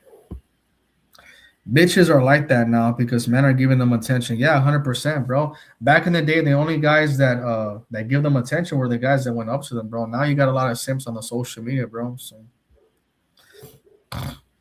what countries have that? Are you back in the States? Nah, for right now, I'm outside of Rio. I'm in a town called Villa Vela. I got here a few days ago and shit. It's a nice place, man. But I don't think I could be here for more than a week and a half. I'm gonna leave actually after this weekend. I'm gonna check out this weekend how it is. Go out, see if I can meet some people. Maybe, maybe not. I don't know. Then I'm gonna go to Bayo. And after that, I go to Mexico and the World Cup and see what happens. I might hit up Central America. I'm thinking about Nicaragua or Salvador. I might hit up Salvador. I don't know. I hear good things about it. And see what happens, man. Because I think right now the dating scene is like this guy said. There's a lot of guys that are giving them attention, bro. It's just annoying, bro. It's frustrating, but at the same time, it's like, I go to the swinger club and I get my nut off. I'm good. And I banged some snow bunnies while I was at it too. Some bad ones too, bro. Hell yeah, bro. I got some girls, bro, that I don't care if people believe me, that I know for a fact I could never get on my personal life, bro. But I guess in that place, like, it doesn't matter. Like, you just it makes you see women in a different light as well, bro. You're just like, man, dude, I think oof. But I would like to get away from that. Like, that's why this weekend I'm not gonna do that shit no more. I'm gonna just do like regular drinking and stuff like that and see what happens. Um, do I think I'm gonna meet somebody? I don't know. It is what it is, man. Shit, it is what it is, bro. I think you come to Brazil, don't come with high expectations, bro. It's like I said, the dating scene it sucks over here. Everybody's saying that Asia is better, that Philippines, Thailand, Vietnam, the dating apps are really good over there. But we'll see when I get over there. See how they give Mexicans love, bro. Because over here, so far the last 2 months, I have not gotten any love here, man. Not at all, bro. Should be. Oh my god. I pretty much went out with girls that I know for a long time, like my friend and the Colombian girl that was with me in Rio. I known her for like a few years, and then she went back to Buenos Aires. I hanged out with her, and then I went to Buenos Aires, and then I was hanging out with her. And then the same thing, why I was hanging out with a friend that I met in Mexico a few years ago. And then same thing in Sao Paulo. Like pretty much every girl that I've gotten out with is just friends that I know for a while, man. So, yeah. I've been smashing. Yeah, I did, but I want new girls, bro. Like, that's the thing, though. Like, yeah. So yeah, dude, like, it is what it is, bro. I smash all my homegirls, dude. But sometimes, like, you just want to like hang out with new girls and like meet new people, dog. Like, it is what it is, guys. Like, fuck, man. I just took a huge L when it came to dating over here in Brazil, bro. But I had another guy that's a Mexican that was going through the same thing as well. He got ghosted a lot, bro. So it's hard, bro. The social media has fucked it up for us, guys. It really has, bro. Ugh. But anyways, guys, I want to end this live, and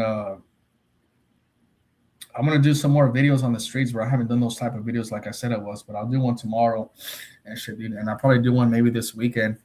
I feel a little bit more comfortable here with the camera and shit, so maybe I'll go to like down the central area that they have here, where all the bars are at, and see what happens and shit. Dude, social media is bad. It's the devil, fool. Like I said, bro, you can't even talk to a damn girl here without them ghosting you because they have like 100 simps on their ass, bro. And all the guys that are talking to them are little punks because they would never message or talk to them in person, bro. But it is what it is, guys. Y'all have a good night. Thanks for the support, man. And I'll be seeing you soon again.